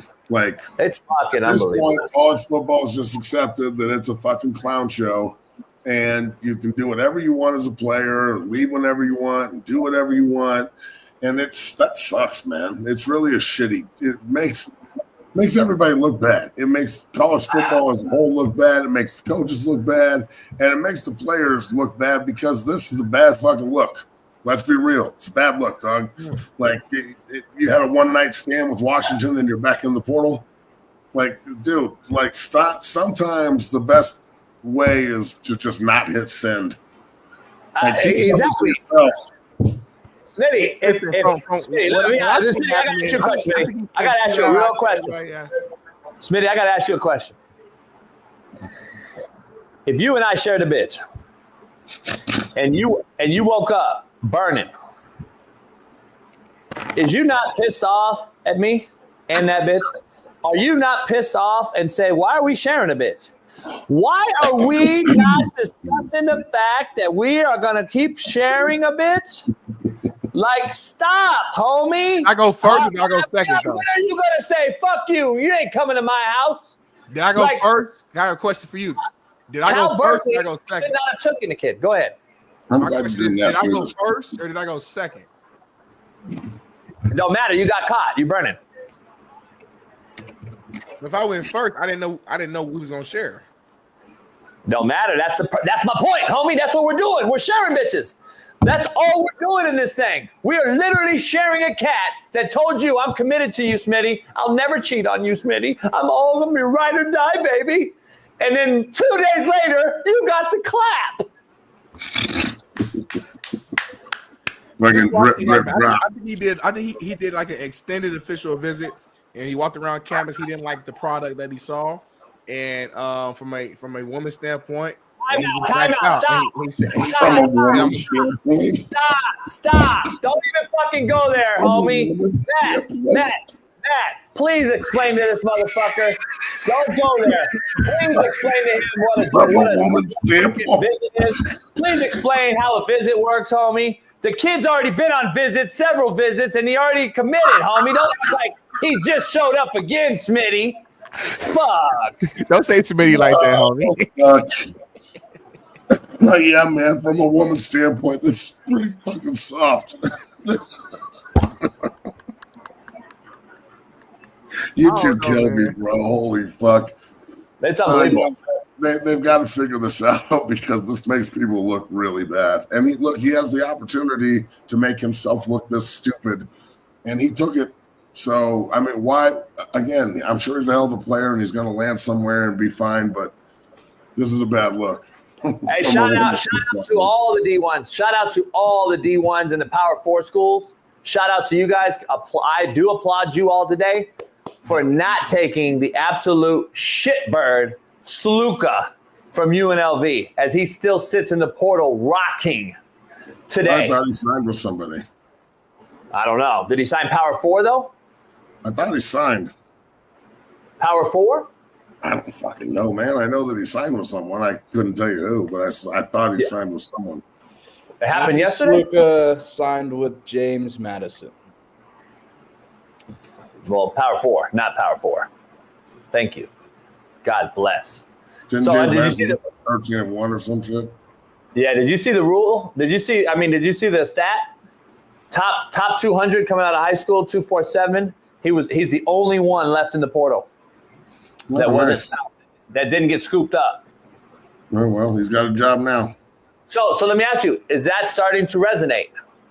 Are they starting to see if you leave a school in the middle of the goddamn season and leaving your teammates hanging dry like he did at UNLV, is that going to affect you getting another job? Not with, I don't know, maybe with other position players, but quarterbacks have to find opportunity. If he just wants a starting job and James Madison doesn't have a guy and he's better than what they got, regardless of what he did or who he burned at UNLV or how bad it looked, they don't care. They'll overlook it if he can play. And obviously they think he can. So with quarterbacks, I think they've got to be able to find the right opportunity to play. And sometimes you've got to either go lower, and then if you play well down there, like South Dakota State's quarterback, you get to go to Iowa. So it goes both ways. Yeah. It goes both ways, man. That's what she said. I think that's his former. Isn't that his former coach, though? I couldn't tell you whose coach was where. Former guy. I think that's Sluka's former guy. I don't know. Well, it's all about relationships in this business. Real quick, man, not to beat a dead horse, but you weren't on the show. So before we go back to the rundown, but I just want to get your thoughts and opinion on just that Vikings round game and kind of Sam Darnold, the way his season ended. He had a beautiful regular season, and then they kind of ended poorly with the last game of the regular season in the playoffs. Just what's your take on where you think he's going to end up, Darnold? And should the Vikings keep him? What's your take on that? I think Matt Stafford is a bad man, number one. I mean, he was absolutely dropping dimes in that game. And if he plays like that, like Philly, you better hold on to your ass, Philly, because that game's going to be crazy. But Darnold played himself into another opportunity to go play somewhere else. I mean, the Minnesota's not going to bring him back. They'll roll with the rookie and see what they got next year. That's your prediction, Matt? Yeah, he's not coming back. And then, maybe Sam Darnold gets to go to Vegas or the Giants and be a bridge quarterback for the young guy they bring in there, and maybe he plays well again. I don't know. But in the last 2 games with everything on the line, he played like boo-boo. But the other games, he played really well. So, it's not like he's not a great player, but he's damn sure not a bad one. He played really well for Minnesota this year, but I would say that they don't bring him back. I mean, I don't see how you can be in the first 14 win team to lose in the wild card ever, and then having all that build up just to have it deflate that fast in the 14-day period. Matt, what kills me, Matt? And this isn't a knock on you. What kills me is the social media narratives that are out there that have created, I believe, a take that we're discussing a guy who won 14 games in the most mediocre quarterback-driven era I've ever seen in my life. We're sitting here trying to fit a square peg into a round hole and thinking of ways to get rid of a guy who won 14 games to replace him with a guy who's never fucking taken a snap, homie. This is the narrative now that we've created on social media by a bunch of nobodies who bet DraftKings and FanDuel because Sam Darnold fucked them on DraftKings the other day. And they didn't get 42 points by the quarterback position. Well, hold on. You always say the regular season doesn't mean shit, though. No, it doesn't. It doesn't. Like the regular season, you're the king of that shit. The regular season doesn't mean dick. So yeah, Smitty said it yesterday, but the context is not this. This is this man's first playoff game. Lamar Jackson lost his first fucking playoff game. And no one wants to talk about that. And Lamar Jackson, we can talk. Lamar Jackson's a regular season quarterback, Matt. Matt, say it again, Matt. Say it again. Why does Sam Darnold get why does he get the excuse? You don't get no excuse. I'm not giving him an excuse. I'm telling you. First ball game was a rookie, Matt. Not as a 7-year vet. That's an excuse. Is that not a fucking excuse? Fact. Well, that's Lamar Jackson you're talking about, homie. Come on. You're talking about Lamar Jackson, homie. Right? Two-time MVP. Finally made the Two-time MVP. Two-time MVP. This guy's been on 4 teams with 8 coaches, and we're not going to discuss it. We're not going to discuss it. No, but that's why I think he'll lose his job because he has moved around so much. So let me ask you, Matt. And that's the full question here. I don't think he'll be back in Minnesota, but he'll start for someone, just not the Vikings. And that's my point. And Smitty is yet to answer the question, and not to put you on the spot. Let's say JJ's not ready. Like, he's not ready. JJ's not ready. O'Connell says, you know what? I don't believe you're ready. You got enough a knee, plus you haven't taken a snap. But we're going to just replace a guy that won 14. What 4 quarterbacks can you give me that's better or worthy of going in there? Not that situation? Yes. Now, obviously, Smitty's a micro thinker, so he's like, Burrow, Lamar. No, motherfucker, guys that aren't on contract. Guys that can go to Minnesota, obviously. I mean, if you want to, it's probably why they went out and got Daniel Jones to be a bridge if he's not ready. So they probably have the guy on the roster already. If you're Sam Darnold, why would you want to come back? They obviously, the press conference, they're already talking about you in the past tense. So I would just say Sam Darnold earned himself the right to go start, just not with Minnesota. And just like they did with Case Keenum, and they didn't re-sign him after he took him to the NFC title game. I mean, this isn't the first time they've done this shit. They went out and signed Kirk Cousins rather than keep Keenum, and I don't know if that was the right idea or not, but I'm not in that chair. So McCarthy for a reason. If McCarthy wouldn't have got hurt, he would have played all year, and we wouldn't even know Sam Darnold would have had this kind of season anyway. He just would have been back. That's not what I heard. I heard McCarthy was not ever going to start. You don't pay a $10 million one-year guy to send him. He was going to start. I think that was the plan to play him in the preseason and get him some reps, which was a good plan. He won't be the quarterback there next year. So, hey, Matt, let's keep this same talk. I want to transition though. Let's take this discussion to Frisco and talk Brock Purdy What do you do with that scenario? You know the cap and how it moves and how it works and how these things happen. This isn't a roster, in my opinion, that's aged overnight. I believe this kid is a bus rider, not a driver. And I don't know if you can afford to pay this guy and expect to still have the elite weapons, not only on offense, but on defense. And they aged, man. You saw Trent get hurt and aged in front of our eyes. You saw the linebacker core, and you saw the DBs. Like, this team is getting old. And then you got a Deebo Samuel who looks to me not only out of shape, but just uninvolved and disinterested. And then you got an Ayuk who didn't even play, who set out and wanted more money. And your best wideout was Jennings, a 10-year veteran. Like, I'm just trying to figure out, you have Kittle and CMC, who knows? But this is an age roster with a QB that we don't really know if he's the guy or not. Where are you at with that signing? All right, so if I'm the 49ers, this is what I'm doing. I'm putting all of my eggs in 1 year basket. I'm praying to God that Debo and Christian and Trent Williams and whoever's just got a contract dispute, we can just fix it and pay them. Just please, God, stay healthy. It's the last go around with Kyle Shanahan. Everybody gets to eat. We do not re-sign Brock Purdy in any way, shape, or form. If he has to walk, he walks, but you just don't give him money. And you go get Aaron Rodgers and see if you can just fucking go. And so I'm not saying it's a great move. I'm saying it's the move. And it's a way to maybe Aaron Rodgers gets to go play for San Francisco. I know there's a lot of people that think he's washed, and he may be. But it's, in my opinion, that's better than paying, Brock to get you just close enough to lose. We've talked about this in the past, and I still feel the same way. He's also getting beat up a little bit too now because he's playing when everybody else is hurt, which is getting him hurt. I personally would not be spending $40+ million a year on Brock Purdy in any way, shape, or form. You're crazy. So he had a great year. He took him to the Super Bowl. I'm glad. That's high-fiveable, but it's not worth the contract he's about to get.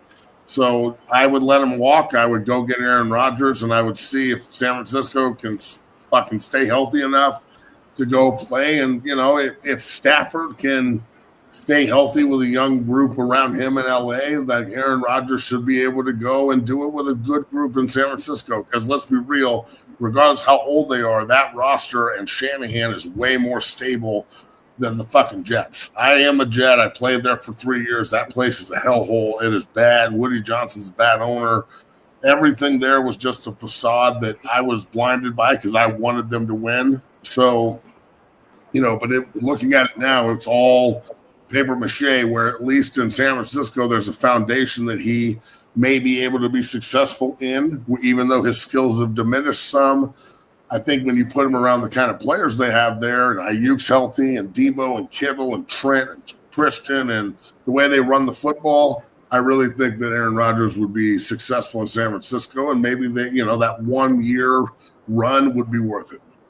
Hey, Matt, I said the same thing 2 weeks ago to Smitty, and I said the reason I have, similar to yours, but I think it will rejuvenate Aaron Rodgers to go home.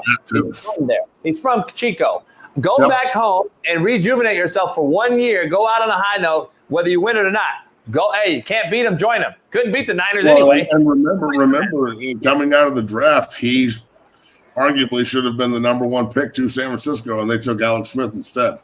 So it's a way, and Aaron Rodgers is an overthinker, and he's a weird dude in his own right. And I'm not going to sit here and criticize it. It's just the way the dude thinks, and I'm sure that he thinks in the full circle mentality. And the full circle mentality is ending it in San Francisco. What if I go there and win a Super Bowl? And he's super positive thinker. So he'll go drink some ayahuasca, trip his balls off, and make this decision. Go to San Francisco. Maybe they can stay healthy. In reality, they'll probably all get hurt, and it'll turn into a complete fucking disaster. But it might work, and that's the key to all this shit. It might work. Like Peyton Manning coming off that neck surgery in Denver, that was a huge risk by the Broncos and Peyton. And everyone's like, yeah, it's not going to work. And it might work. We went 2 Super Bowls and won an MVP, and it was very successful. It was a great 4-year stretch for Denver. But there's also circumstances where guys go places, and just like Aaron Rodgers with the Jets, or I was with the Jets when we traded for Brett Favre. Like it was cool for a couple of weeks, and then it wasn't. So, but then Favre went to Minnesota, and he was one bad play or maybe 10 bad plays in that game, although they were absolutely murdering him. Literally. Oh, literally. They were trying to kill him, bounties on his head. And that game, I loved that game. It was incredible, but let's be real, they were trying to kill him. He went to Minnesota and was one game away from the Super Bowl. So it's so much of it is just fit and luck and health and all this other shit that wraps up into football. I mean, you got a great tight end in Kittle. You got a Jennings who's at least an outside guy. You go healthy. They're good. Ayuk's coming back. Yeah, I'd say get rid of Debo. I'd get rid of Debo myself. I don't know what you're going to do with Ayuk. You just paid him, so I'm sure you're stuck. CMC, don't know what's going on with him. He's injured, so I don't know. Maybe he takes a deal. I don't know. It's going to be very interesting, Matt, to see what happens there, but we shall see. Only time will tell, I guess. Don't be paying Brock Purdy some $200 million contract. I mean, get the fuck out of here, bro. What's going on? It'll set them back, man. The Niners will become the I don't know. Like you had a chance. The Giants going to pay down Danny Dimes and not Saquon is like the dumbest thing in the history of pro football, maybe. Right. It got to be top 10. I have to go back and look. Got to be top 10, top 5, easy. It's like it's one of the dumbest fucking deals in history, bro. Like just be aware. Yeah. Top 1 then has to be Deshaun Watson. Deshaun Watson is the worst deal ever. Russell Wilson's deal is up there. I mean, you probably think that I know this is old school, but Albert Haynesworth's deal is up there. Like that guy's a super turd. Like there's a lot of bad deals. Jeff George back in the day, bad deal, but realistically, like $18 million is nothing these days. So, there's always bad deals. The Raiders. Some of these deals lately have been awful, dog. Just because the quarterback is next in line to get paid does not mean he deserves more money than guys that actually can play. Like Brock Purdy's a good player, but come on, man. Like he's not worthy of $50 million a year just because he's next in line. $50 million? No, you got Chelsea Clinton. Matt, I'm looking across the league, man, and I'm just seeing so much mediocrity as starters. Geno Smith, Kyler Murray, Brock Purdy, Daniel Jones is now a backup. Sam Darnold, if you want to put him in the category, he was at the Niners last year, by the way. Could have stayed in Frisco, and you could have paid him $10 million, and he could have gave you this. I have a feeling the Niners would be in the playoffs if Sam Darnold was there, but that's me. You got Tua, Trevor Lawrence. You already paid. Mediocre as fuck. AR5 is a. You got, like, just think about the league starters. You got Will Levis and fucking, like, just go around. And then if you want to look and be honest, Jalen Hurts and Jordan Love struggled mildly the last 7-8 weeks. Like, the NFL quarterback position, we got to stop acting as if it's great, man. I heard Ryan Clark the other day say it was the golden era of quarterbacks. I think he said it. And I was like, maybe it wasn't him, but somebody said it. And I was like, you're crazy. Like, this isn't even close. But look, there's some really good players. And it's not surprising that all the really good ones are still in the playoffs. I mean, that's really who they are. That's really who they are, though. That's crazy. Yeah. But hasn't it damn near always been that way, though? No. I mean, back in the days, running like the game was different. It was you would lean more on the running back. It was different type of scheme. But I'm saying, like, in the modern day, when quarterbacks have been like the main staple of a team in the offense, I feel like it typically is the Peyton Mannings, the Drew Brees, the Tom Brady's, the Ben Roethlisberger's, the even the Eli during his prime. Like, it typically was the quarterback's always been the main focal point of every team. You have to have that guy to win. Yeah, and not only that guy, even the guys that didn't make the playoffs back in the day were fucking big-time QBs. They weren't guys like fucking Trevor Lawrence sitting there. Like, come on, man. These guys were real-deal guys. Like, look at Burrow. What he did this year. He's not in the playoffs.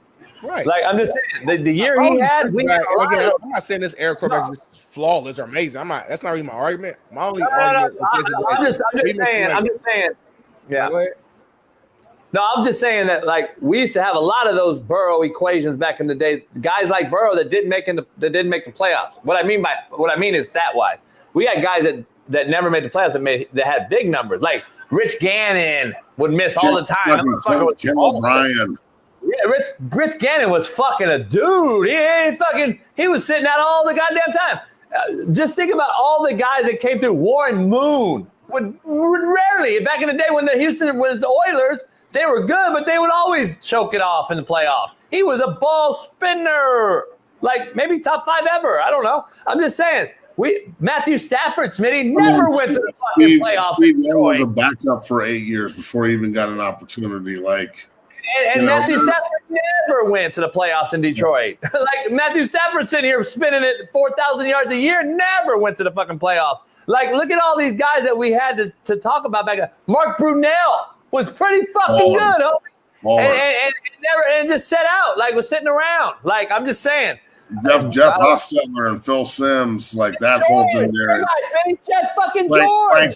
Frank Reich and Jim Kelly, Frank Reich won a lot of games for Jim Kelly when he was hurt. You know what I'm saying? Think about Aikman. How many great backups were behind Aikman too? Guys that went and played other.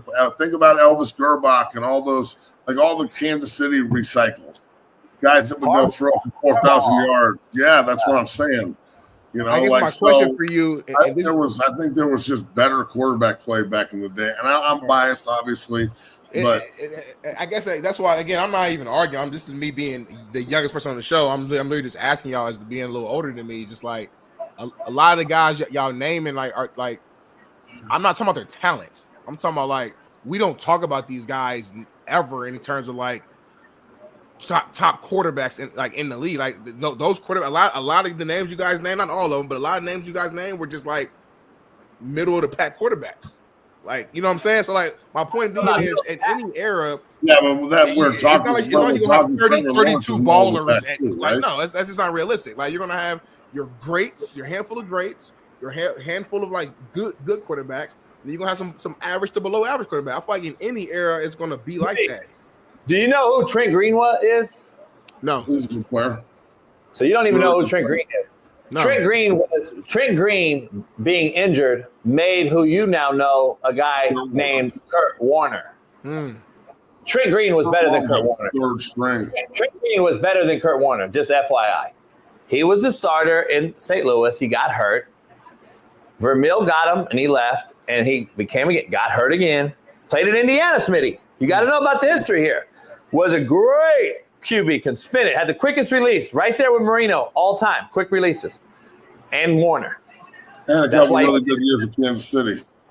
That's what I'm saying. Vermeil took him to Kansas City. But what I'm saying is he was fucking legit. He was a backup for a long time. People in the chat think that the backups back then were horrible. No, they weren't. They were actually legit. Steve Young was a fucking backup for 7 years. When you say legit, this is for my own clarity. When you say legit, I'm not talking about skill set. A lot of people got skills. I mean, they're in the NFL. I'm saying when Trent got the position, at one point, and I know that this is just a year in, year out thing, but at one point the AFC East, before when there was just 3 divisions. Had Jim Kelly, Ken O'Brien, Dan Marino, that's fine. Ken O'Brien's not a Hall of Famer, but he won MVPs. You start looking around just the divisions in football and how good the quarterback play was back in the day. And it was, the quarterback play back in the day before the internet, especially, there was more lore to the players. Yeah, because you had to really read the newspaper or watch the news to get anything. There's no Twitter, there's no internet, there's no podcast, there's none of that shit. There's no people's opinions don't play into it. There's no logistics, you know what I'm saying? So you can look at a lot of numbers from back in the day, and they really aren't that impressive for the players, but those players are still considered all-time greats. Whereas some of the players today, the numbers are outstanding and they're considered bums in a lot of cases. So it's the lore of the quarterback position back in the day played more of a role now than it does now. Now, the quarterbacks that are coming up now aren't talked about the way that you would be, discussing Elway back in the day and stuff like that. I mean, it's just back in the day, it was like, almost a story of how good this guy was. And now everything is so you can see everything. Analytical and logistic, and you can see everything and the access. It's different. So, I will say this. I fucking can't wait to watch Baltimore and Buffalo play because of the two quarterbacks, because Lamar Jackson is fucking ridiculous. And Josh Allen is that fucking guy, bro. He is unbelievable. So I really can't wait for that game. I'll tell you that shit. Hey, Matt, and here's the thing, too. Like, people don't understand. These guys, like Mark Brunell, backed up in Green Bay for a long fucking time, by the way.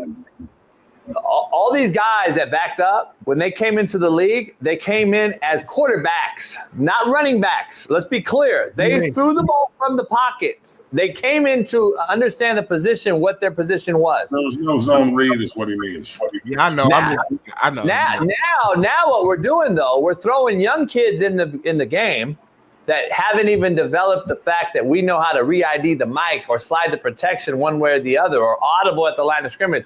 We get the ball and we don't, and then the fucking read one gets cloudy. Guess what we do now? We're so athletically gifted. The gods have touched this era of QB that they just go straight to running around. They go straight to running around. But two things can't be true, Smitty. You can't just go running around and expect us to see a good product when you're playing quarterback. There's only a few anomalies. There's always been a few anomalies, Smitty. There's always been a Steve Young, a Randall Cunningham, and that's it. Then there's always been a Michael Vick, and then that was it. We've always had the Vinny Testaverdes, who were a sitting duck, a Dan Marino, and a Warren Moon, who threw the ball on time in rhythm. But that era is over though, and that's what me and you always argue at. That era of quarterback that's not gonna work fully now. Like you got Matthew Stafford, who's still kind of old school. I get it. Style. No, and that hold on. Mahomes is mobile. Like, well, look, just because the era is more mobile. I gotta disagree. I think that I agree with JB though. That era of quarterback, the way that they play, will always work. If you can stand in the pocket and deliver the football on time, in rhythm and go through progressions, always work. It's always going to fucking work. Smitty, I'm not dismissing regardless of the era. I'm not dismissing the fact that these dudes are freaks. I'm saying that the product result, though, is the worst we've ever seen. Like, that's just what I don't understand why you don't get that. It's pretty bad. Like, I don't understand why you don't get that. I understand there's freaks and it's fun to watch and all that. But the product, the overall end result is shittier than it's ever been. I just think one time this year, he took one drop back under center. It was his first time all year in like 850 plays or some stupid shit. He took under center, took a straight 5-yard drop and threw an out route. And they're like, oh my God, that's the first time he's done that all year. And I'm just saying it's just the difference in time period. That's all. Yeah. I don't think that the quarterbacks are really, some of these guys aren't really asked or allowed to do a lot more either. Jalen Hurts, I don't think they want him to throw the ball more than 20 times a game. He can't.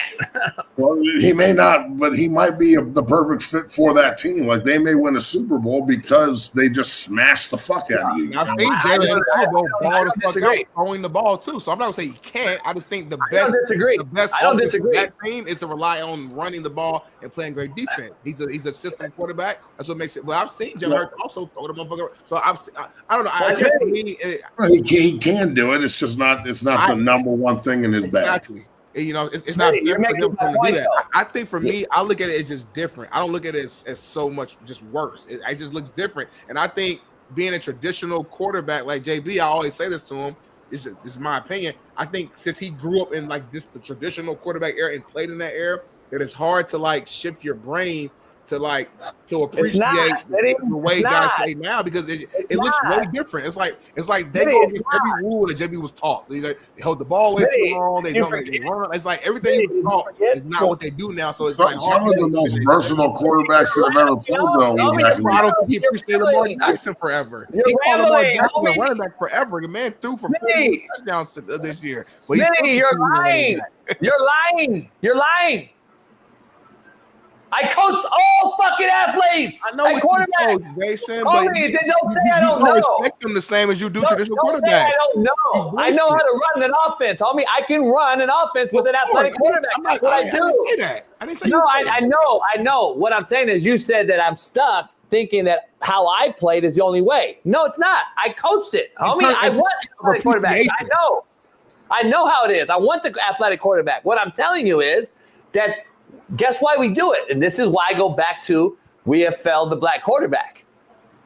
Because we take them out of high school as this great freak, 5-star. We recruit him to say our dick's bigger than yours in the recruiting process. We put him at quarterback because he's the best athlete on the field. And he can save the coach who has a bad play call and makes a bad play call. Nolan and I talk about it all the time on the show. They saved the coordinator and the head coach from making a fucking play because they made a bad one because we haven't trained the quarterback in high school, youth football, 7-on-7, or in college. And when they go to the NFL, we throw them to the wolves and say, oh, just go make a play. Well, guess what? The guys on defense in the NFL, the guys in the NFL on defense, Smitty, are just as freakish.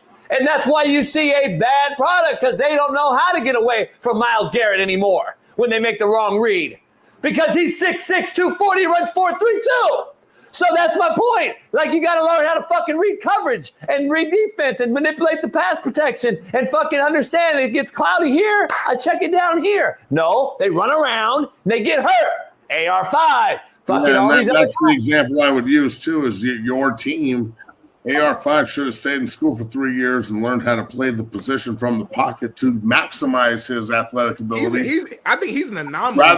Rather than relying on it, though. Yeah, but if he learns how to play the position and progress and actually read the defense and knows the pass protection and he plays from the pocket and eliminates the hits, well, then he becomes a player like Josh Allen and Lamar Jackson and guys of that nature.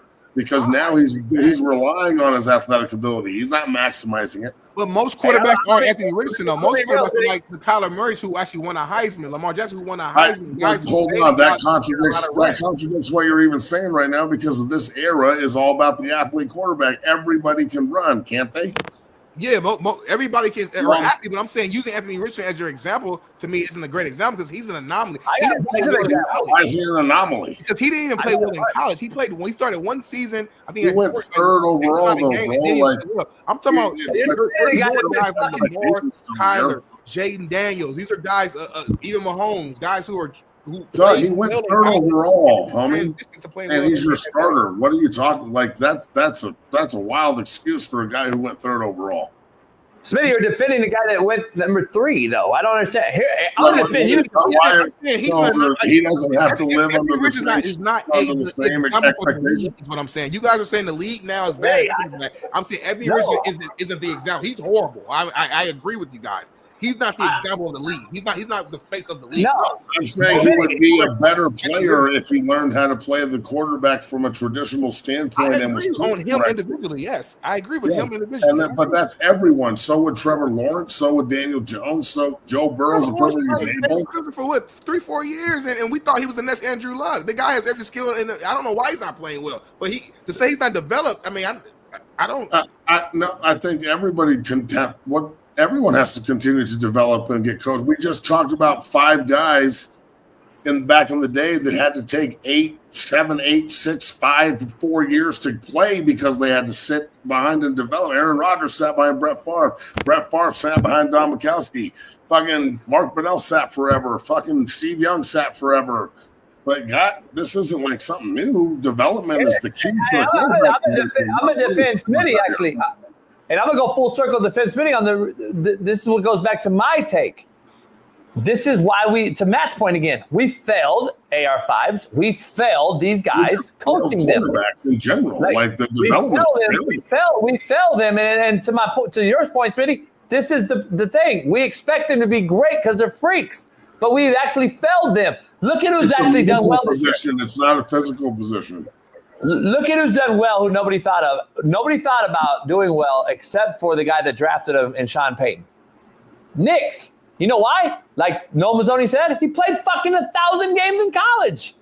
He fucking played forever. And guess what? Jaden Daniels played a lot of fucking games in college. These guys are actually doing well. They're doing well. It's not just AR5, Smitty. I can go back to the Johnny Manziels and the fucking all these guys that came in who are freaks who did nothing. They were fucking thrown to the wolves, and this is what they were. It's an experience position, bro. You have to have the experience and keep developing and keep changing the way you do things and changing the way you read defenses and the way you deliver the football. I mean, if you're not constantly growing at this position and changing the way you do things, they're going to have a book on you, which is a real thing in the NFL, and then you're fucked. Because once they figure you out, you're cooked. It's like, look at the evolution of Josh Allen and Lamar Jackson, the evolution of Patrick Mahomes. Like, they've all gotten better and continue to change their game as they go. And the minute you get stuck, you turn into Carson Wentz and shit. Like, they plateau and they don't improve anymore. Yeah, it's just tough to watch for a quarterback guy. I'm just saying, I love the freaks, and I would love to have them in college, trust me. But in the NFL, I also taught under center snap exchange in college. Even though we didn't run under center too much, I taught it though. So when they went to the next level or to the D1 or the NFL, they knew how to take a center exchange. Like, we don't even teach it no more. Like, it's fucking unbelievable. Like, we're failing these kids like at an all-time high. Nobody wants to talk about that, and I took heat for saying it. But it's big. Look, we're not attacking the players. I agree. It's on the coaches and the development. When Trevor Lawrence or whomever, AR5, whatever, Bo Nix gets drafted, when you draft a kid in the first round or whatever, and you have all this expectation and all the fans are like, oh, he's going to change the fucking franchise. Well, God damn it, you better give him somebody that can fucking develop him. You know, Jaden Daniels getting Cliff Kingsbury is like a fucking match made in heaven. I don't know if Kingsbury would have been a good fit with Drake May. You know what I'm saying? He's a great fit with David. I don't know about Drake. Like, it depends on the situation so much. It does, and that's my point. This is my whole defense on Sam Darnold. It ain't white or black. It ain't fucking this or that. It ain't how great he is. It's fucking the fact that he has O'Connell, who meshes with him very well and won 14 games. We're going to throw him away when that head coach OC combination. When that head coach OC combination is like this, it's very hard to replace it, dog, because we're talking about a mediocre quarterback. Is a quarterback, and I guarantee you he's got an ego. And now you have to understand, he's already won.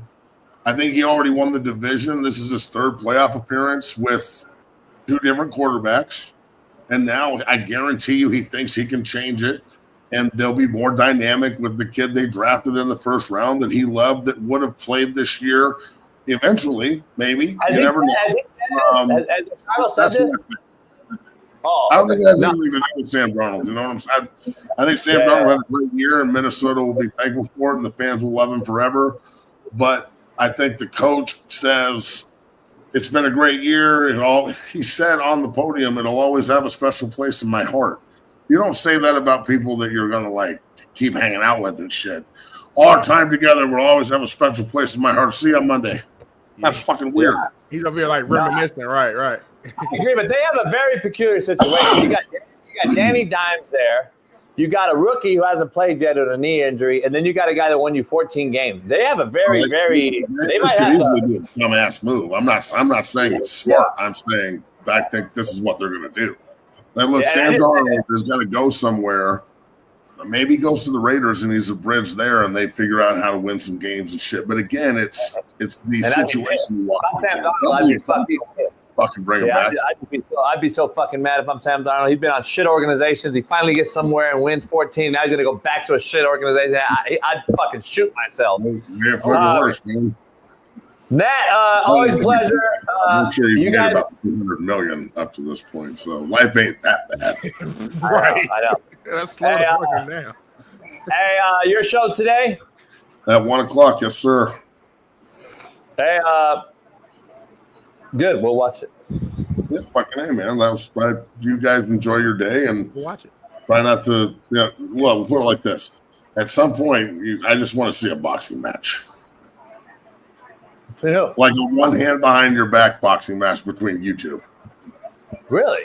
Yes. So you have to tie your dominant hand behind your back, and you put on headgear. And so I'd be left. So you would have to box lefty, and you would have to box lefty. Okay. And just one hand. You know what I want to see? I think we said like a year and a half ago, you guys were going to get together and go head up on the match. I'll do that shit tomorrow. I'll fuck his ass up.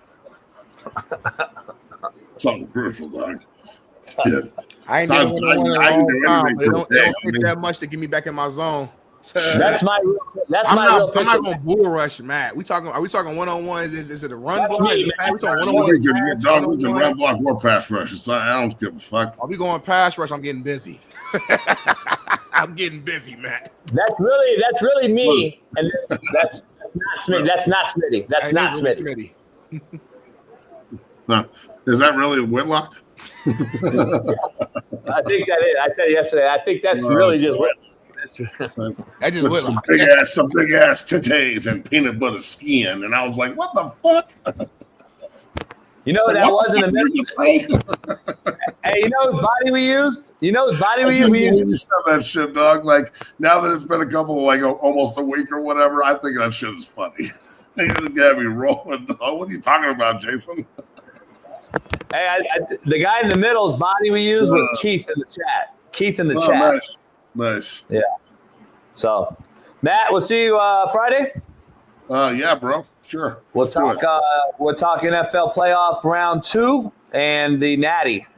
Oh, bro, Ohio State is about to tax that ass. You know, it's this close from being a committee's nightmare, though. Penn State was about to play Ohio State again. I mean, I'm just telling you. That would have been another ass kicking. So, look, we'll talk about it Friday, but I love the playoff, but damn. Got to figure something out better than this, maybe. We'll see. We'll talk Friday. All right, brother. Peace. Smitty, I got to take a piss like a Russian racehorse. I got to leave about 40 minutes, man. I got to head to North Hollywood. Can't go to North Hollywood. It's on fire, homie. I got to. You can't get there. I got to head to the studio. I would have to take you to the boat, drive you up around Palisades and all the way up to like Marina Del Rey, and then you'd have to get out and then take the 90 up to the 405 and then to the 101. That's the only way I can see you getting there if I take you on the boat to like that point. Well, can you drop me off real quick? Real quick. So it'd take me 2 hours to get to you from here, and then it would take get the boat ready, 2 hours to go around the thing and get you over there. I mean, but that's the only way you're going to make it, though.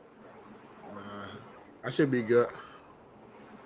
All right, I got to take a piss. We got Coach Fred on the other side. Coach Noel's coaching an all-star game. He'll be back next Wednesday.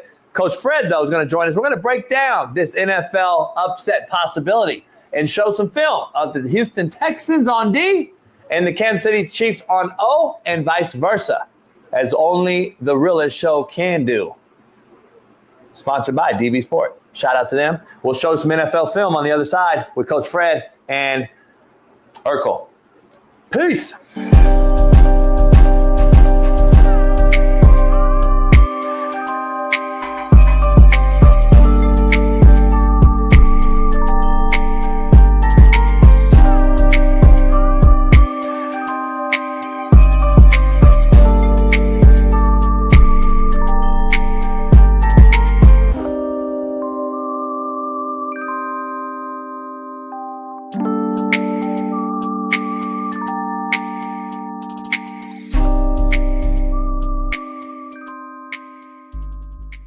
Has come out with a show called Wags to Riches, highlighting the lives of the wives and girlfriends of sports stars. It includes the wags of Chad Ochocinco, Tyreek Hill, and Robbie Chosen Anderson.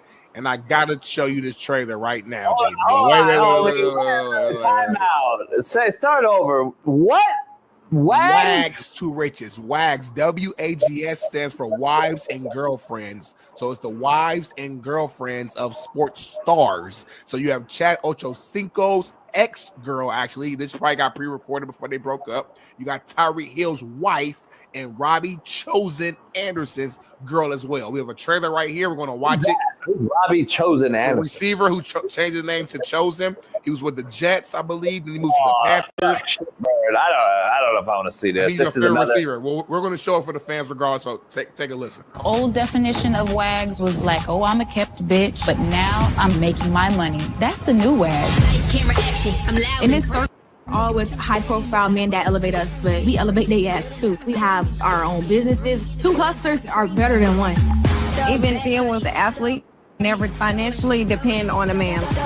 Your girl be a rich-ass developer.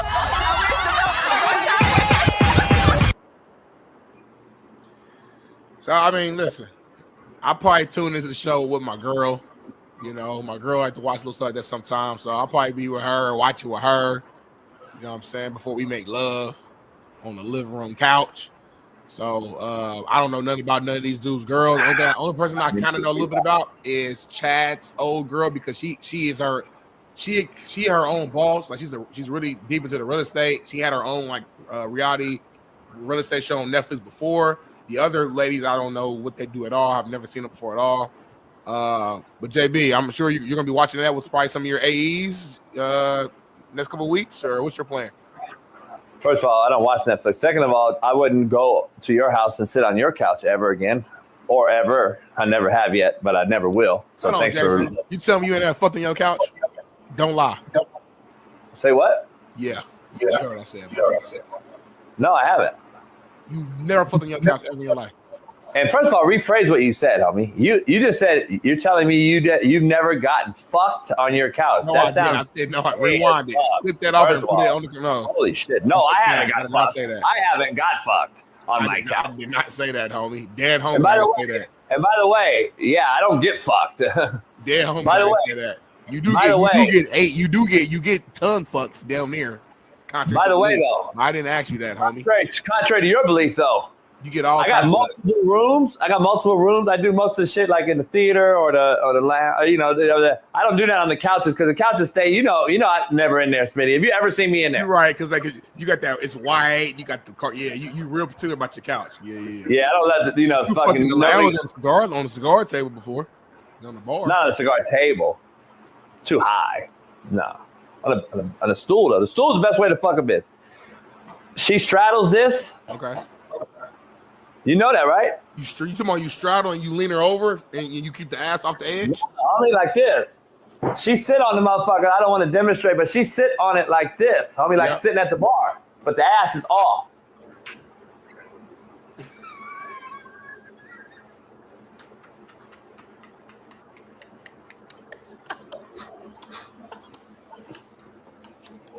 Get off the chair. But anyway, have you ever seen a bitch straddle the chair? This is the best fucking right here ever.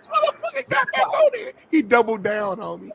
Best fucking ever though. Just imagine the bitch on this, homie, and then like you standing behind her, obviously, and then she leaned forward. I'm not gonna lean forward, but she leaned forward. JB, how she be sitting, JB? She sit on the chair like she had a bar, homie. You gotta put the ass off, homie. You gotta put the ass off. You gotta put the ass off, homie.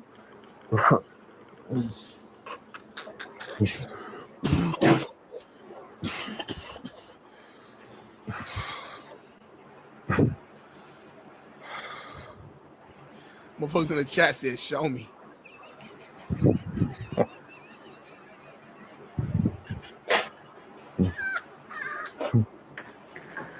JB 55 years old, 6'5", 280. Got his big ass on his fucking stool and fucking strapped with the chair and poked his ass out.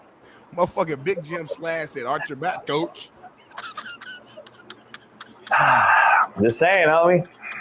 I guarantee it, Smitty, tonight. Tomorrow's show, there's going to be 1 million motherfuckers that tried it. Everybody in chat gonna try it. They're gonna try it. You got big influence on me. Everybody gonna try it. Now, don't fucking have no bitch with no ass. It'll ruin the whole thing. You can't even do it that way. It won't even work. If she got no ass, don't put her on that. She got to add like, you know what I'm saying? It got to drop. You gotta ask how should you smash then? Like what? You just missionary probably? Didn't you baby oil that motherfucker on the stool? You baby oil that bitch?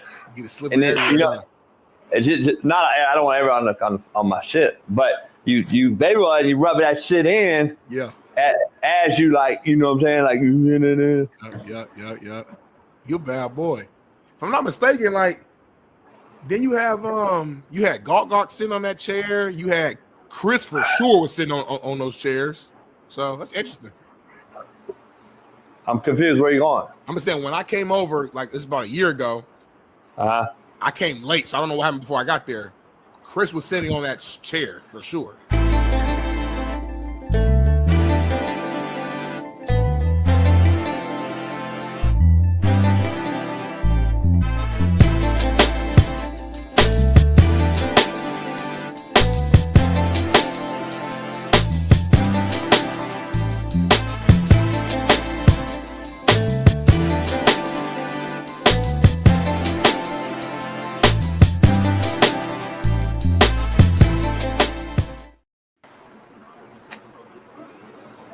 I beat you, homie.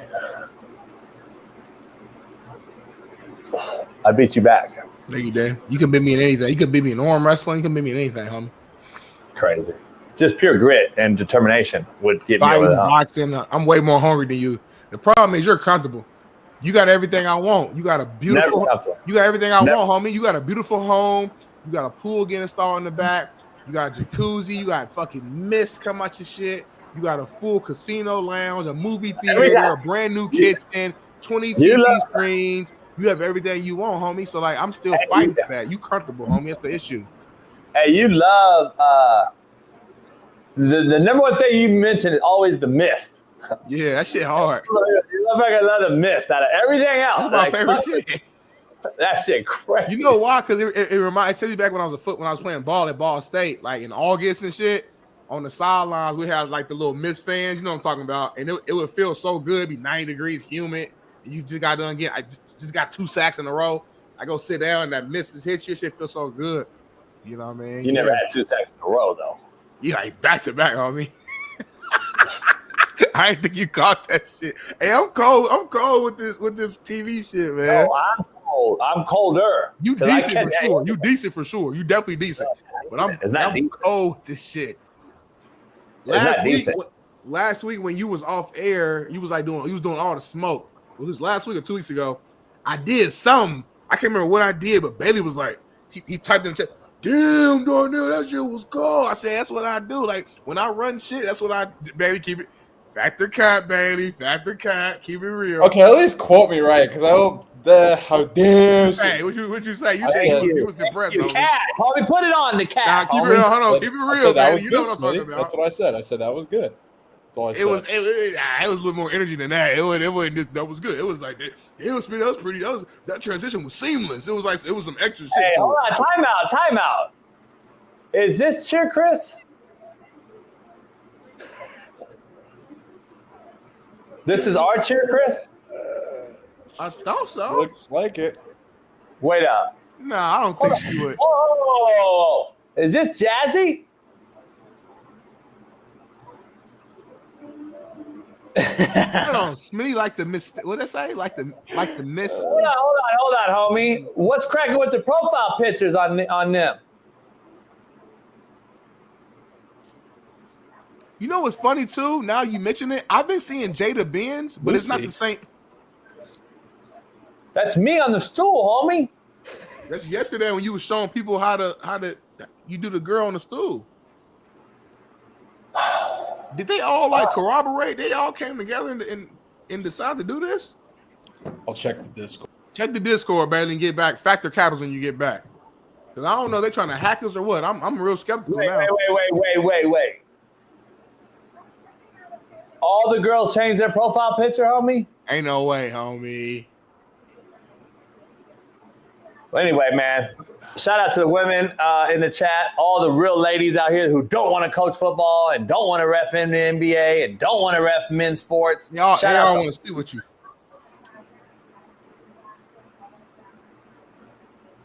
Oh, she ain't changed her picture. Well, she did change it, but she changed it. What? Huh?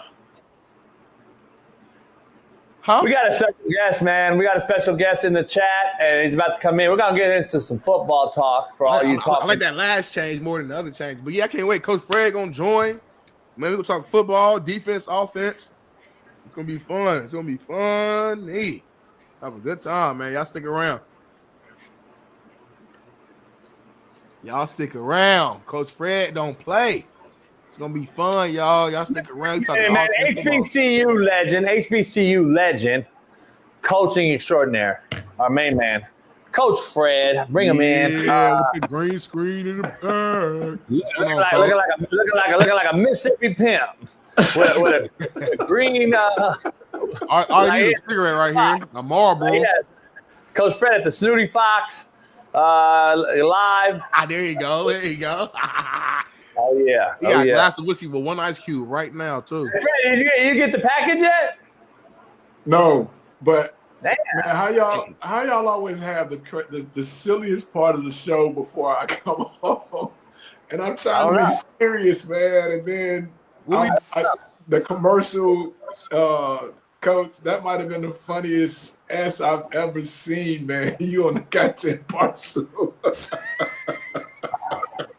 I don't know why. I don't know why Bailey uses that commercial. I didn't know I did that. So you did know you did that, homie. You did it twice. Right. You did it twice. Coach, he sat down and then he doubled down on it and did it again. Like that means you gave the call. I gave a lot of free game out on that motherfucker because I've been DM like a motherfuckers is doing it and all kinds of shit. I gave a lot of free game. Y'all welcome. I just saw the profile pictures. Yeah, what's going on with that? What's going on with that shit? That's crazy. Oh man. Gee Wizzy, when you gonna change your profile picture to that shit? Oh, weirdo ass. Put a G-strap on. That's my homie. Stop. G Wizzy got a G Wizzy on Venice Beach with a G-strap and a pinky toe ring. Talking about stop lying, JB. Motherfucker, you wear a pinky toe ring, homie. Oh shit. Anyway. Can't beat this. Can't beat this. Smitty, don't talk the rest of the show. We're gonna talk football. Okay, cool. Let's dive into the rest of the rundown before we break down the film. Let's do it, man. Let's do it. What we got next, baby, man? We've been hopping all over the place, man. Listen, let's start here. Let's start here with the Bears. The Bears interviewed former Stanford head coach David Shaw for their head coaching position. I'm gonna start with you, JB. Break down the truth about the Bears interviewing Shaw. Like, do you think he has a real shot at this job, or does this fit your kind of your Rooney Rule narrative that you've listed before? No shot. Rooney Rule all day. Damn. I like David. I know David well. David's actually like off the camera is a real dude. Daddy, a nepotism guy. His daddy who coached for a long time in the NFL and college. Great college coach. Here's the issue. David's out the game for too long right now. He's been out the game like me. That motherfucker's out the game right now. He's getting his name back relevant for either a college job, which he knows is more attainable, or maybe a coordinator role because he is a good coordinator. That's where I think that's his agent's doing a good job. Coach Fred, I don't know if you agree. I think his agent's doing a good job marketing him again, getting him back on the stage to be rehired because he's been out the game for quite a minute. So that's what I think. I just think that's where we're at with him being back relevant. He won't get the job, though. There's no way. You could bet the house that he's not going to get the job. Coach Fred, what's your thoughts? I'm kind of with Coach because he has been out, and that's kind of the thing when you're in this business. If you're out too long, you won't be able to get back in unless JB gets the job or Smitty gets the job and he hires you and brings you in. Him being out and Rex Ryan being out are two completely outs because Rex Ryan has still been relevant, so to speak, on television. You still see him, you still hear him. Coach Shaw, to my knowledge, hadn't been out in that sector as, say, a guy like Rex Ryan who's been out for a while. So I think this is just a promo hit, so to speak. I won't say Rooney Rule, but it still falls under the Rooney Rule, if that makes sense. Right. Now I hear you. It does kind of sound like a random name, I'll say. I haven't heard this name. Because I hadn't even thought about that, or him, so to speak, because he left the college game. Right. Exactly. And you just haven't really heard his name. So it does, in this example. Here's the issue, Smitty. Here's the issue. Here's the issue. You have Vance Joseph out here. You have Flores out here. And you have Aaron Glenn out here. and you have these other guys that are relevant coaching in the playoffs or in the NFL or made a playoff. And Vance Joseph made the playoff. They lost. You got Aaron Glenn, who's still in it, and you got Flores, who just lost. They're going to get way more consideration than Shaw, who's just kind of been out the game for a longer period of time. Those guys are actually in the business coaching, and they're intact. They're in touch with GMs on a daily. Their agents are talking to GM. David Shaw just had, they're just in pro football right now. And I know David left Stanford. I think he went to the league as an analyst for somebody for a few years. I believe David Shaw did. He may still be, I don't know, but he's just not. Nobody's bringing his name up. Like, you know what I mean? The Cowboys aren't thinking about David Shaw. The Jaguars aren't thinking about David Shaw. So, like, you know, it is what it is. The GM in the Chicago, Poles, and the other dude left the Big Ten. What's his name? I forgot. They know David really well, and they know David's dad. So I can see why this is tied together. Oh. Yeah. So that's the real answer then right there. It's nothing more than a priceless interview, because I still am on the side of every interview is priceless. Half of me says take the interview, but I can't speak on a black man's behalf, but as a black man, and I've had these conversations with Marshall Faulk and Marvin Lewis and other guys, they think like me. They're like, man, at some point we got to cut it off though, because at some point say no. David Shaw can't say no. It's hard. It's so hard to say no, man. It really is. It's hard to say no. So it's like it's a box check, though. It's a box check, which is the slap in the black man's face that it's coaching, in my opinion. Just hire the best dude. Stop talking about all this other crazy shit. There's a lot of qualified dudes out here that should get an interview, a real one, not a fucking bullshit one. Shaw, I don't know if he falls under that. I would still think Shaw deserves a real interview at a lot of places, but I don't know if this. He's out the game too long, Smitty. I don't believe Shaw is more qualified right now than Flores, Vance Joseph, or Aaron Glenn. I just think it's a slap in the face. I think those guys actually will. I think this cycle will hire Aaron Glenn, and Flores may be blackballed though. Unfortunately, I don't know. And then remember, you got guys that just got fired, and Antonio Pierce and Gerard Mayo, who probably have ruined or ended their head coaching deals, but they'll get coordinator jobs. And don't forget the name, which I'm surprised hadn't came back up, Steve Wilks. Ooh, I didn't think about that. It's another reason why I'm not a fan of Shanahan, though, because they fuck Wilks. I'm just going to be honest. Yes. Number one, the Temper family fucked him in Carolina. He had that team rolling and won 5 games under his tenure. Then they brought in a guy they fired after 1 year in Frank Reich.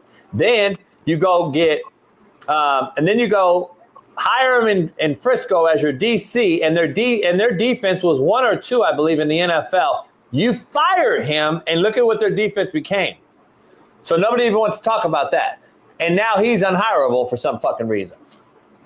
Well, you remember after he said, after Shanahan came out and was like, let him go, and he was like, he basically fronted Shanahan like, we weren't the problem in the playoff game.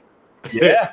and now it was your overrated ass, Shanahan. It was your overrated ass. And now he's kind of labeled, I think, from hearsay that he's labeled as being combative, and nobody wants that. Nobody wants that JB in the building.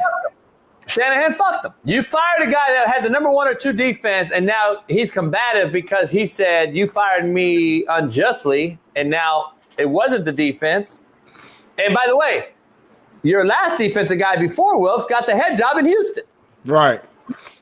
So, how is D'Amico the head coach? How did he get the benefit of being the DC in Frisco, Shanahan? But Wilks, an older brother, didn't.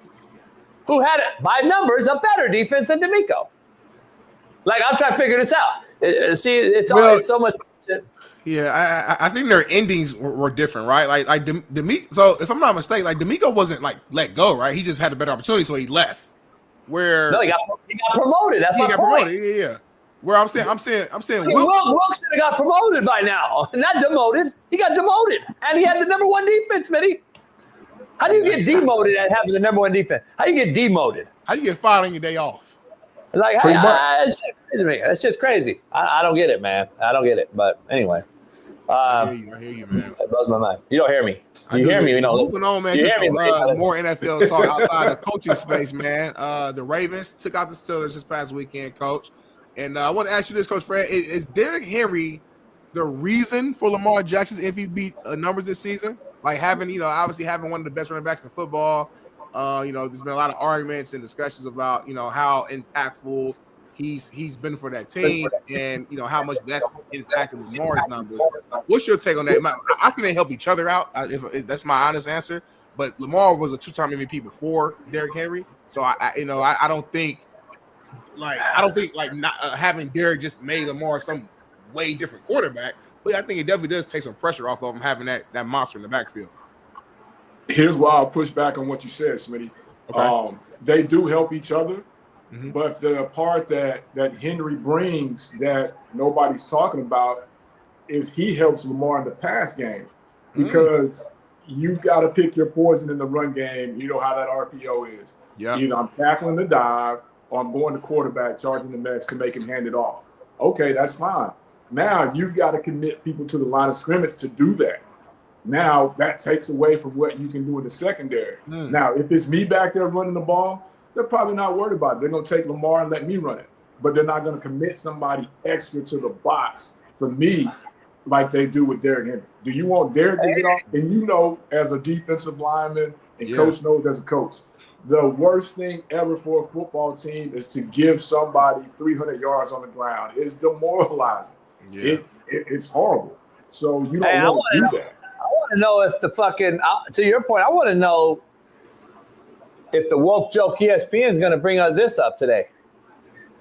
We're talking about all these coaches getting hired and their skin color and why they're getting this and that. Why the fuck did Todd Monken not have a fucking job interview? Why his name buzzing? His name should be buzzing. Why Todd Monken's not getting fucking consideration to be a head coach, homie? He's got fucking Lamar Jackson playing better than he's ever played. But that's probably why, though, Coach. In football, and we don't want to bring that up, though. See what I'm saying? That's a hell of a point. But that's probably why, though. It's all bullshit. I'll counter because people are probably sitting back saying. I think he had one interview, by the way. Go ahead, Fred. My bad. I think he had one interview though. But go ahead. No, I'm saying there's probably a lot of people that are looking at it from the other side, saying, "Okay, yeah, he's great in that type." Remember now, they call the Ravens' offense in the beginning gimmicky. Yeah. JB called it that. Can he really do it without those two guys? I didn't call it gimmicky. What it is. Yeah. Yeah, that's a good point. It's a very specific offense with specific talent to run the offense that way. So that probably plays a role into that. But there's a guy in LA now, the Chargers, that did it for him as well, and they had unbelievable success running a whole completely different, basically college 32 personnel ass offense in Rome. Like he did a job. He did an unbelievable job there. And I'm just saying, they again, you have to do certain things with Lamar Jackson because he's not your traditional pocket guy. So you got to create, you got to do things. And fucking Derrick Henry's made, like, I think Derrick Henry, like, here's my point. Lamar's had the best year of his career, without question, in my opinion. Statistically, I think it's proven that statistical. But, you can have stats because last year he had, like, Josh Allen outstatted him last year and didn't get it. So this year, Lamar has better stats, but Josh Allen is the MVP, in my opinion, for what he's done on that team. Like, that's how I think you judge the MVP. Lamar, to me, could be the best player this year, which I think he is, and have the best stats. But Josh Allen is the MVP for not having Derrick Henry, not having fucking Diggs, not having Gabe Davis, not having any wide receiver. Addition by subtraction is a real thing, and Josh Allen's proving that he is doing it by himself. Similar, though, to be fair, to what Mahomes did to win his second without a lot of weapons after they lost Tyreek. So, like, this is what Josh Allen needs to do, in my opinion, to get in that consideration, though. He's got to win one because Mahomes has, without all that crazy Tyreek talent and other talent. You know what I'm saying? So I think Josh has to do it. But I think, to Smitty's point, Lamar's had an unbelievable season. I'm not ever going to sit up here and go, oh, he's shitty. He's had a horrible season. He's had an unbelievable season. But MVP, I would argue that, like, Josh is really the MVP, though, for what he's done. And just like Jaden Daniels, what he's doing in Washington, having them in consideration, I think he deserves more MVP consideration than Rookie of the Year consideration. I think he surpassed the Rookie of the Year conversation.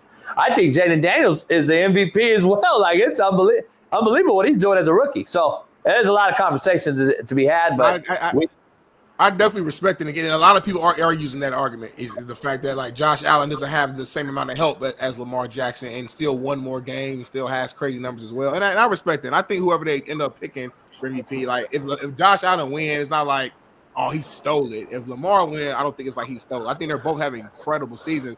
But I guess my only thing is – Hold on, Smith. Before we move on, I wanted to correct something. Now, I'm not saying Coach Monken is not a good coach because you still have to coach it. We've seen how many teams that had a whole lot of talent and the coach couldn't get it out of them. So he definitely deserves a shot just for that very reason because he's meshed egos. He's meshed all that talent together and it's working. So I want to make sure nobody, in the chat is saying that we're disclaiming what he's doing. No. And then as far as the MVP, I think I want to go on the record right now as saying you guys, along with everybody else, may force the voters into a co-MVP situation because they're going to be scared to go one way or another just because of the points Coach JB just made, just because of the points you just made, because at the end of the day, numbers are numbers. But I want to go on record as saying or asking the question, MVP stands for what? Most valuable player. And like Coach just said, why isn't Jaden Daniels the front runner? You take him off of that Commanders team. Oh, yeah. And they're winning. Remember, they say you can't win the MVP if your team is not winning, right? Even though it's an individual award. Yeah. Who single-handedly won that game in Tampa? Jaden balling. Jaden. And yes, it is a regular season award, but even regular season, he's been balling too. It's tough, man, because there's so many factors that go into it, Coach Fred. That's a hell of a point. You take them away from that team, they're probably not in the playoffs, right? But I can say the same thing about Josh. You remove Josh Allen from the Bills, I don't know what they are. Yeah, you I don't even know who the Ravens. backup I think the Ravens is. are decent, but they still not like great at all. So it's tough. Hey, man. dog, the Ravens have 9 Pro Bowlers. Like, let's be real, 9. Yeah, but I mean, now the Bills have. Well, Smitty said I never push back on your opinions. Smitty said I never push back on your opinions. So now, Coach, I'll push back on this opinion. Without Lamar, without King Henry, do they still have those same 8? Nope. Thank you. Thank you. Do they still have those same 8 Pro Bowlers without Lamar, without Henry? They don't. That's the pushback I would have with that. Because Zay Flowers not going to be a Pro Bowler. That defense on the field, more like so much people don't. And I'm glad you brought that. They don't understand the impact that these guys that Lamar makes beyond that. He makes everybody's job easier because of how great he is. The defense is on the field less because the offense is balling. Zay Flowers is balling because the quarterback is giving him the ball. I saw a picture of Derrick Henry. It was on one of those RPOs where it was like a still image. All the linebackers have flown over to where Lamar is at, and Derrick just has this huge gaping hole that's in front of him because everybody's afraid that Lamar Jackson's going to keep the ball and letting Derrick go. So my point being is, like, I understand Derrick Henry has helped Lamar. Of course, I love Derrick Henry. But let's not act like Lamar Jackson ain't helped him and everybody else on that team out as well. Oh, yeah. I hate that now that if you have a good team, it now takes away from you being like the most valuable player. Like I hate that. I get it. I understand it. It's just like, damn, it's like I gotta be on like a subpar team for me to win the award. It's like it's tough. I.e. Jaden Daniels. Yeah, I mean, I just look at facts. Facts is this is his best year ever, and facts are Derrick Henry's first year ever with Lamar. It's really that fucking simple. It's not really that hard. I don't know. And by the way, Zay Flowers, is he really a fucking Pro Bowler? No. Come on, stop. This is the fucking most. It's the most. That's our point. That's Coach Fred's point. He's saying all these guys wouldn't be Pro Bowlers if they wasn't playing alongside. Look, did you not just hear what I said? Did you not just listen? He's not a real Pro Bowler, homie. He's not a Pro Bowl quality guy, is my point. Like, Zay Flowers is not a fucking Pro Bowler that jumps off your fucking TV screen and you're like, oh, that motherfucker is legit. No, he's not. This is a Pro Bowl that everyone opts out and doesn't even want to play in it, and you give it fucking awards out now. This is the award-given generation. Everyone gets a certificate now, homie. This ain't even the real Pro Bowl. So to my own point, to my own argument, to defend you, actually, Smitty and Fred, do the 9 Pro Bowlers really matter to the 2 in Buffalo? Probably not. I'm not going to use that. Yeah, I'm not even. Yeah, I'm not going to use that. All pros are a little bit more valued than just Pro Bowlers, which is, it's a little bit more respect. Pro Bowl is a flag football game now. That's what I'm saying. So I'm not going to use that to knock Lamar. I'm just saying.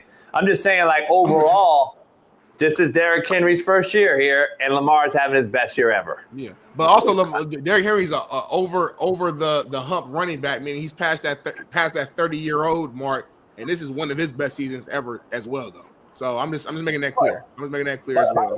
And again, Lamar is a 2-time MVP. So this is Lamar's best year. He's had great years prior to that. But let's talk football. Let's not make a mistake about it. Let's talk football, Smitty. You played it now. Yeah, he's his best year overall, but it's also his second year with Coach Munkin, too. Don't throw out crazy shit. It's also his second year with Coach Munkin, too.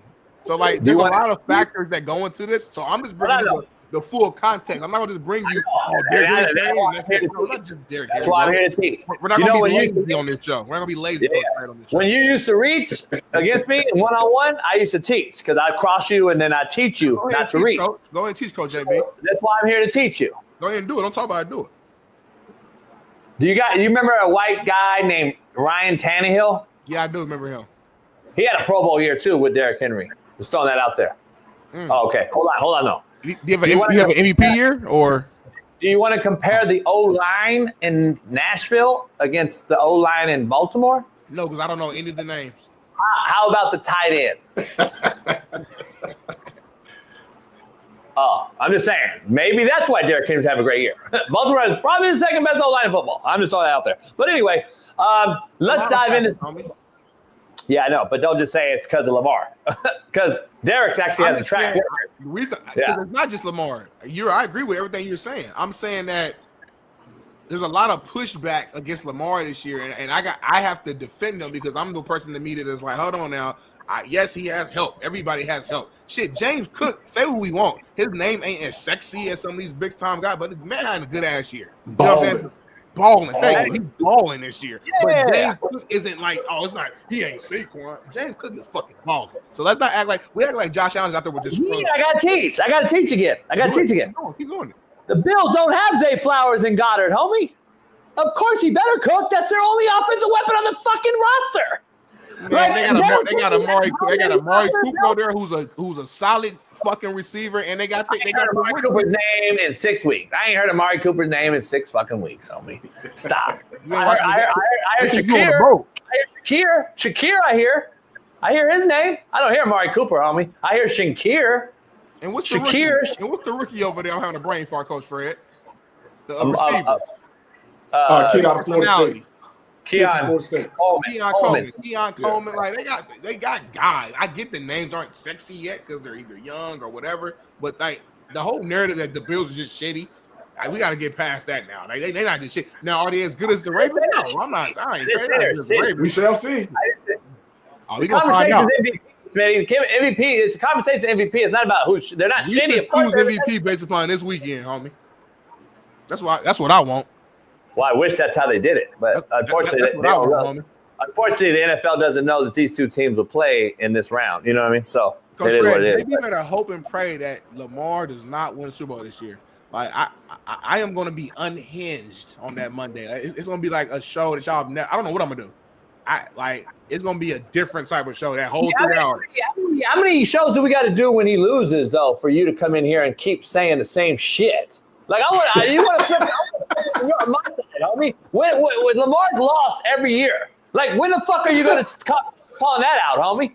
You motherfuckers kill me with this shit. I can't wait. He better hope they don't win. I've been fucking seeing them lose for 8 years, homie. When are you? Well, homie, if you gonna gamble on the side of no. It's easy to gamble on the side of it's easy to bet on the side. No, he's trying to tell me out first, Fred, because like when I'm about to trick him, stop jumping around, homie. You're a Colt fan. That's what he does. You're a Colt fan. You're a Colt fan, homie. Stop jumping around. You're a Colt fan. So you stop talking at some point. You're a Colt fan. You're a Colt fan. So my thing is this. It's easy to gamble on the side and say he ain't gonna win a Super Bowl because majority of the fucking players don't win Super. You can't win a Super Bowl every single year, homie. As great as Peyton Manning was, as great as Mahomes, as great as the Lions quarterbacks are, they're not gonna win every fucking year. So it's easy to be like, I bet Lamar don't win this year. Hold on, though. So ask me your question. He's going to win one. You said he couldn't win one. You said you didn't believe he could have won one, homie. You called him a running back, homie. All right, now ask me the same question and flip the question. I ain't asking you nothing. I don't want to ask you shit. See what I'm saying, Fred? Motherfucker can't. He can't do it. He can't do it. Hey, Fred. So now ask me the same question reverse. What happens when Lamar loses Saturday and we're on here on Monday? He's not going to lose. Coach JB, what happens if the Ravens trip up and lose? Fucking opinionated fact. This motherfucker. He's not going to lose. Fact. Bet money on it, homie. Bet money on it, homie. We can bet. Bet money on it, homie. Fart in a vase. Fart in a vase. Fart in a vase. Fart in a vase. TNC, GNC, or whatever. NPC, non-playable character. In the jar. In the jar. He's unbelievable. Hey, can we show some football film real quick with a coach? Because we got coach on. 10 minutes, yep. Hey, so while we're loading that up, I didn't get a chance to see the show yesterday. We came back to school, so registration had me running around. But 5-hour interview, yes, sir. 5-hour interview, our brand new sponsor. Did you guys do the Monday night playoff game? The what? Did you do the Monday night playoff game? Hold on. You mean a game with the Vikings and Rams where the Rams beat the Vikings and Sam Darnold looked horrible? You talking about that game or another game? It didn't really look horrible. No, I'm talking to Coach Fred. It was another game. You must not know quarterback play. If you think he looked good, he threw for 250. He was like 75%. He's not horrible. I'm talking to Coach Fred. You talking about the game when Sam Darnold, like his last game with the Viking jersey on? You talking about that game? We did talk about it, Fred. We did talk about it, but we've talked about it for 2 days. So I didn't want to dive into it, but I wanted to ask you, Coach, a question about it because at one point in time in that game he was struggling, but as a coach, I just felt like the head coach, who is the play caller, didn't really help him out. And I want to get your opinion on it because I think at some point between the first and the second quarter, when he was struggling, I felt like at some point, you don't bench him, but maybe you should sit him down for a series or two, let him look at it, let him get himself together, because they were out of sync up front, which in turn to me, that's the head coach's fault. So he should have benched his motherfucking self because he was horrible. So that's just what it is. And then you don't have Daniel Jones as a backup. Daniel Jones was the third string guy going into that game by default, not the backup. The backup was fucking horrible. So, I mean, there's no way you could have did that. But I would have said something about I broke this down with Smitty and Shaun. We got a full argument because I blame O'Connell more than the player, where I usually blame the player, Jimmy's and Joe's. I had to blame the X's and O's when you're facing a pass rush like the Rams and all you do is throw 7-on-7 when you're down 17. That just was it. You should have been running the ball in the first half when you're down 14 and not run the ball in the end of the game and just kill the clock. I'm like, what the fuck are they doing? He was so bad on that. That's just my take on it. But anyway. He did not help himself up front either because he never moved the pocket. He never did Darnold was just they couldn't handle a simple ENT. No, they didn't. And that, to me, I just wanted to get your opinion on that. I didn't get a chance to see the show, but I saw the show the day before where they said if the Vikings lost, they were coming for you. So I just wanted to see if they actually came for you. They did. That's free time. Go back and watch that show. Probably one of our best shows of all time. So go back and watch that. Why? Because you think you cooked? Fuck them up, Coach Fred. Hey, Bailey, let's show the film, Let's show the film, and let's show the brothers how to coach. Oh, bring it. You heard that, Fred. You heard it. All right. Fred, you heard it right. Hey, Coach Fred. Smitty, yes, stop race bait. Coach Fred, what we're going to do is Ryan Clark. It's Coach Fred, Ryan Clark, and JB. Here we go. So we got the Chiefs on offense, Fred, and they're playing against the Falcons. We'll break a play down and we'll pull up Houston on D, and then we'll do vice versa, and then just talk about what we're expecting this weekend, where Smitty and I discussing can they upset the Chiefs, Houston that being. So here's Kansas City on offense. Earlier in the year, they played in a tight one against Atlanta. Similar front, similar defense that Houston runs. All right, a little 4 down. Right out the gate, first down, Fred. Chiefs are going to run sprint out, throwback. To your knowledge, Houston needs to be prepared for all the gimmicks. Now that Pacheco's back, Hollywood Brown's back, to Smitty's point, they're kind of healthy at all on offense. Their offense is hitting at all cylinders. I think a big-time trick play or some sort of misdirection is what is going to get Houston caught up. That's just my opinion, because Andy Reid's the best at it, Coach. So, Smitty, I think Andy Reid's the best at doing this type of shit. Yeah, no, I agree, man. I just think, I mean, like I said a little earlier before, I think the Chiefs are just have gotten healthy at the right time. And like I said earlier, what was that record we threw out earlier? Was it 28-3, JB? 28-3. 28-3, yeah. Man. That he is, after the bye week. And I was just like, man, like, giving him all this time against a team, the Texans, who looks solid, man. They definitely impressed me for sure, especially in that second half, the way C.J. Stroud played. I just don't think they're ready yet, though, for what the Chiefs are going to do. So that's kind of where I'm at, though. Yeah, and then now let's look at Houston on first down, and then we'll pull up both defenses. This is the difference. Now they're under center. Houston, C.J. Stroud under center, and similar play on first down. A little misdirection, throwback. And I believe, again, this is what you have to do to the Kansas City Chiefs defense, who's top 3 in the league. You're going to have to do some things on offense, Bobby Slovic. Instead of getting your guys fucking hurt, let's come up with some innovative ways to fuck with Kansas City on defense. And right out the gate, Nico Collins, it's a penalty, but again, Nico goes pay dirt on a horrific Dallas team. Where are you at with them on offense, Fred, against this Kansas City defense we're about to break down? I think they've got to do that. I think they've got to have an emphasis on first down plays to stay ahead of the chains, so that KC doesn't have the opportunity to just pin their ears back and put the pressure on CJ.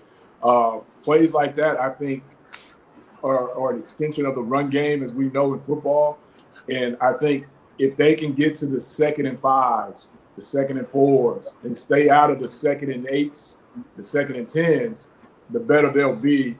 And that puts the pressure on KC. If they can get up early, 2 scores, whether it be 10-0, 14-0, I think all the pressure flips back to KC. Yeah. And then now you make them one-dimensional. And now you kind of see what, Andy Reid can dial up and what, 15 has going on. But they've got to stay ahead of the chains. That's got to be the emphasis on first down. And to that point, real quick, just add on to that real quick, Coach. As far as staying ahead, I think that Texans defense, like I said, they got some guys over there, man, young guys, crazy athletes who are good on that pass rush, where if they are ahead and they can pin their ears back, now they can go out there and play free, play with confidence, and you know what I'm saying. I think confidence is gonna be a big key. Like, I know X and O is what we're talking about right now, but just a team like the Texans going against the Chiefs, I think you got to get past that initial I'll say fear of just like, man, like and I know be on the field with them. I know the 28-3 record, but I just if they get out, Kansas City, to me, Pacheco, he hadn't been there. Yeah. Now, how is that timing going to really be when it's game time in between the lines? Yeah, I agree. Here's my thing. This is KC on D on first down again. This is all first down. Buffalo comes out in a little bit of 11 with a floater, 3-by-1. And here's my coaching side on the defense for Kansas City. I think the Texans, C.J. Stroud has to locate who the duck is. Is he this red X or this red X on Nico Collins? Where is the duck corner that Nico Collins can expose? And then how tight are these two blue blocks going to be to the line of scrimmage so that I can expose the duck and take a shot at it? Or is Kansas City going to keep this safety high? Let's just say if this is Nico Collins in the yellow here, down on the bottom, is this guy going to stay high to help? Now CJ has to understand, all right, the duck is now the opposite guy, and who's that wideout though? Is it Mitchie? Is it Dalton Schultz? Is it Mixon coming out of the backfield? This is what I think needs to happen on first down for CJ to realize, okay, where am I taking advantage of the Kansas City defense? Because the guy in the yellow circle right here is going to wreak havoc, CJ. And you need to understand you cannot take a sack in Arrowhead and change the crowd noise and the decimal level in the second loudest stadium in football. You cannot allow Chris Jones to make an impact early in this football game or your season's over. So first down for the Chiefs, I think is critical on defense recognition by CJ. Where's the duck? And I hope Bobby Slovic uses some sort of motion to dictate the duck, because we can do it by calling the play. And I just hope that that's what happens. So that's my take on that side. Let's show Houston on defense and then talk about it real quick. This is Houston on D, similar defense to the Chiefs. So there's my point. First down again. What Patrick Mahomes is going to do on offense against this front. Let's go to a pass down. They got to take advantage. Again, like Smitty said, a stealthy front four, a stealthy box. This defensive front for the Texans is really, really good too. And they're getting healthy and playing better than they have all year long, you can argue, especially after what they did against the Chargers. I agree with 100%. I think that's going to play a huge role. Who's D-line? Who can apply more pressure this game? I think it's two things. Who can apply more pressure, and then who can control the time of possession? I think earlier today on the show, JB, you mentioned how big Joe Mixon would be. I agree with you on that wholeheartedly. Like if Joe, from an offensive standpoint, if Joe Mixon can have a good game, slow down the Chiefs D-line, their pass rush, make them guess if it's going to be pass versus run, that makes C.J. Stroud's day easier and opens up some of the big plays downfield. And then on the flip side, you said on the defensive end, they have to be able to apply pressure to Mahomes, make him uncomfortable, make him scramble out, make him, make rush decisions. Because contrary to belief, Mahomes will throw you a couple now too. Now, if you make him uncomfortable, he will, take some chances down the field, and those DBs got to be ready to catch it. So, listen, Texas, they have a chance. It's hard. I have to see it. It's like the Chiefs every year. It just seems like they should lose. They don't have enough pieces. We always find an excuse of why they should lose, but they find a way to win. They have that it factor. So, you want the fact? Seattle's loudest. Seattle's loudest. It's fact. It's clearly the loudest. It's not even close. It's clearly louder than Kansas City. But anyway, goddamn, the Dick Riders are unbelievable. Anyway, I think Houston. To your point, Coach, I think Houston offensively, they've got to spread it out. Because if you spread it out, then you know what Chris Jones is doing. Like I said, like you said, and then you can tell right now if I've got help to Nico or whatever. If I've got it, then I know where I'm going at in my next progression. But if you keep it tight, that gives them an opportunity to bring it from wherever, whether they're looping Jones, whether they're keeping them inside, whether they're bringing that nickel, kind of like you said, back to cap. I think if you keep it outside, you keep it spread out, that's going to be your fact window. You keep it tight. I don't know if you were my OC and we're having this conversation on last Sunday about prepping for KC. I don't know if I'm agreeing with you as the OC, as the head coach. I'm probably going to be like, we don't have enough. Tank Dell's not playing, coach. Mechie's hurt. We don't have enough perimeter guys to be in 10P and have to deal with him on an island. I'd rather fight Chris Jones in a phone booth than on an island. I'd rather maybe condense this thing and know where he is. To your point, I understand what you're saying. You're right. But for the fans to understand, we spread him out so we isolate the 3 technique. We know where he's at. I don't know if we're good enough, though, to sit back in the pocket and throw to 3 lame duck wideouts and 1 good one. And I'd rather get into 12 maybe or some more 22, 23 and say, you know what, motion a guy to 10. I can see that maybe more than just lining up in it. I think if you line up in 10, I think you're going to have I think CJ is going to be under duress. I don't know. That's just my opinion. It could be. You could be 100% right. We're in our coaches meeting, and I fully understand what you're saying about the 10P. Maybe we keep it 11 personnel, so they have to stay base. But to this point, Coach, I can put a guy out there in the slot with no arms and no legs. What is defense going to do? They're going to send somebody out there to cover him, regardless. So I think it just clears the picture. But I do agree with you. I don't think we have enough to stay 10 or go 0. I think we got to keep it in 11 or even keep it in 12, but get 10 pictures. Let's script, Coach, before we get out of here, let's script our first 5. Mm-hmm. You and I are in a meeting. We're going to script our first 5 plays real quick, and then Smitty will play devil's advocate on defense. So I'm the head coach, and you're the OC. Give me your first 5 schemes. Just give the chat a basic scenario: screen, quick game, sprint out, whatever you want to use, and then I'll combat it and say yes or nay on our first 5. So regardless, we're going to script our first 5. Obviously, if it's 3rd and 20, we may deviate, but let's just go for our first 5 script, and then I'll tell you yay or nay from my point of view if we should keep it or not. Go. All right, we'll come out and we'll be 11, but we'll be doubles in 11. We're saying we're starting with a touchback, and my first one out the box, I want to have a 2-play call for CJ.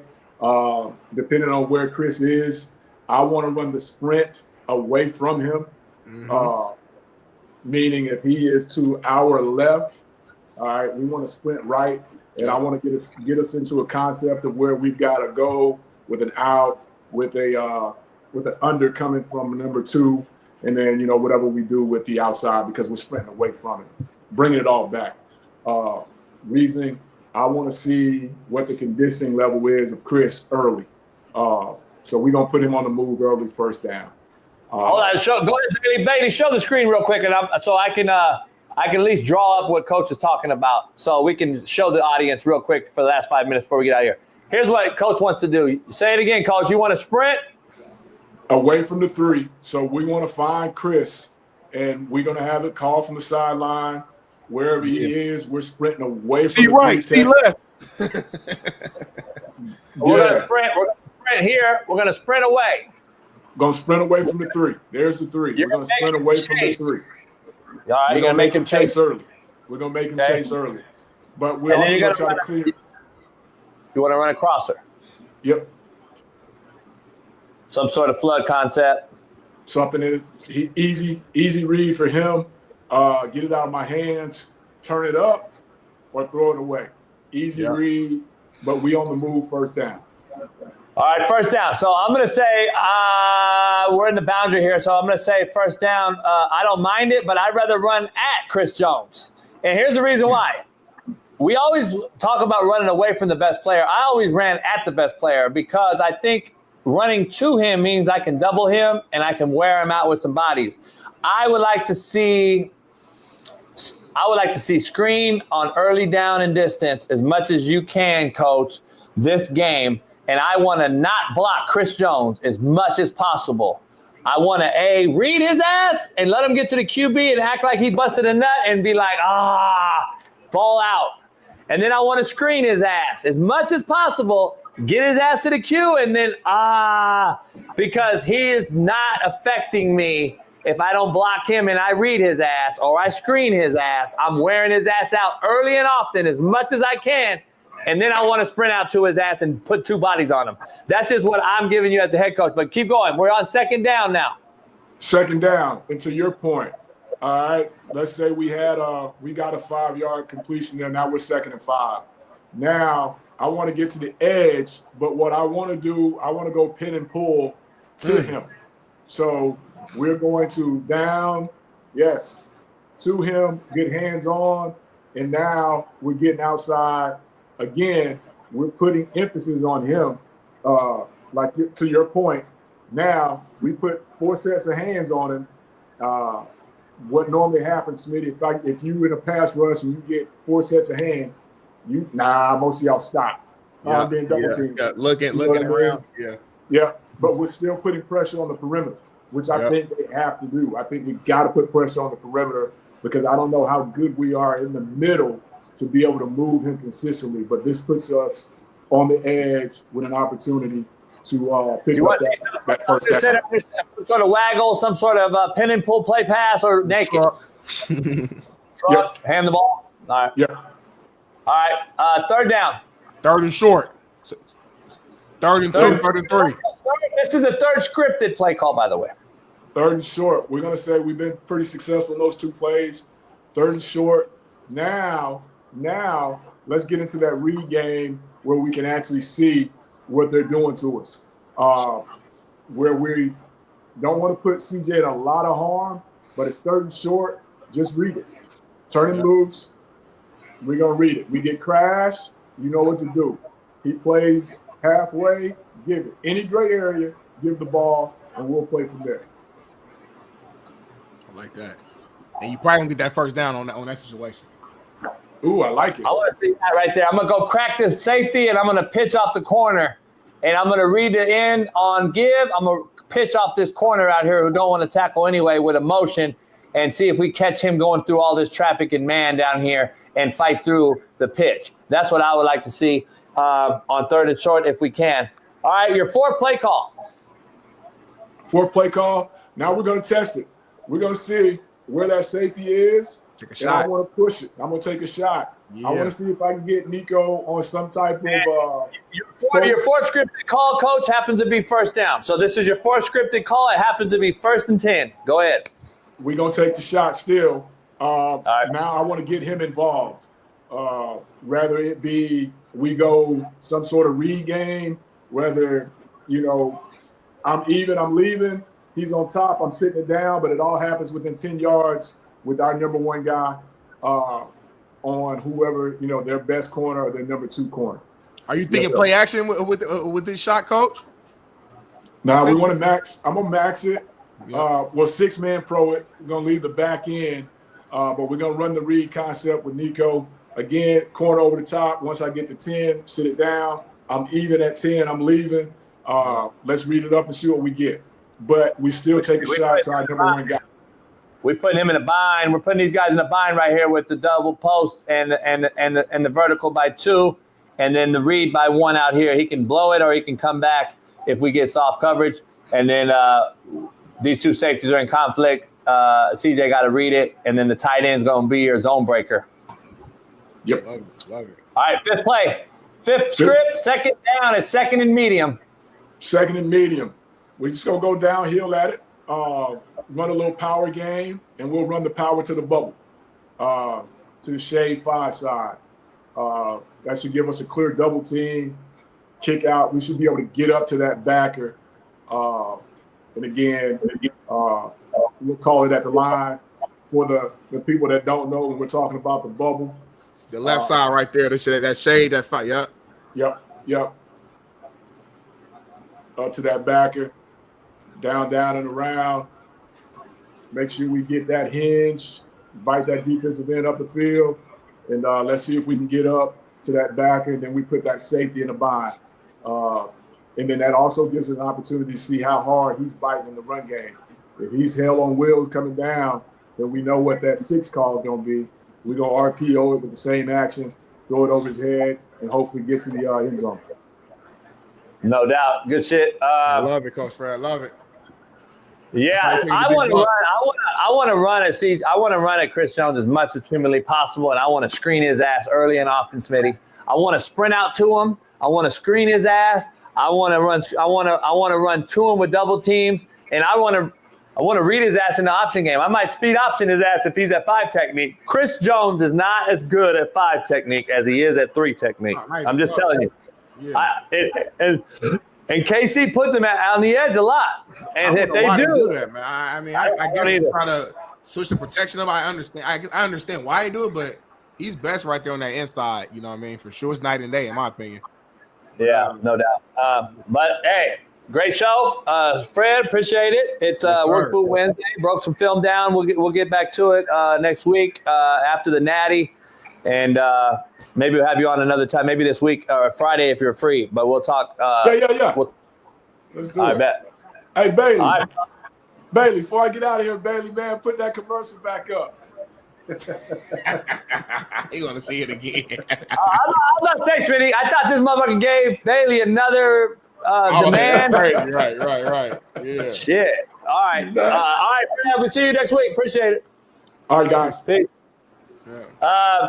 Shout out, man. Good job. We pound that like, subscribe. Go become a subscriber. Subscribe now to the other channel because we're right at the precipice of 1,000, and now we're going to start doing some exclusive content on that channel. So we need about 30 subscribers over there. So go right now. Go over there and subscribe now. We got fucking 1,500 people. Go subscribe.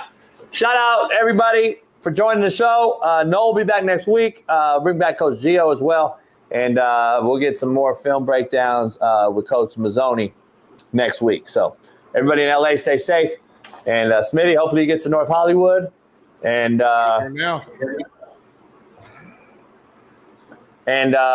we'll see. Am I going to get on the stool tonight? Huh? All right, my guy. Appreciate y'all chat, man. Y'all take it easy. Until next time, we out. Peace.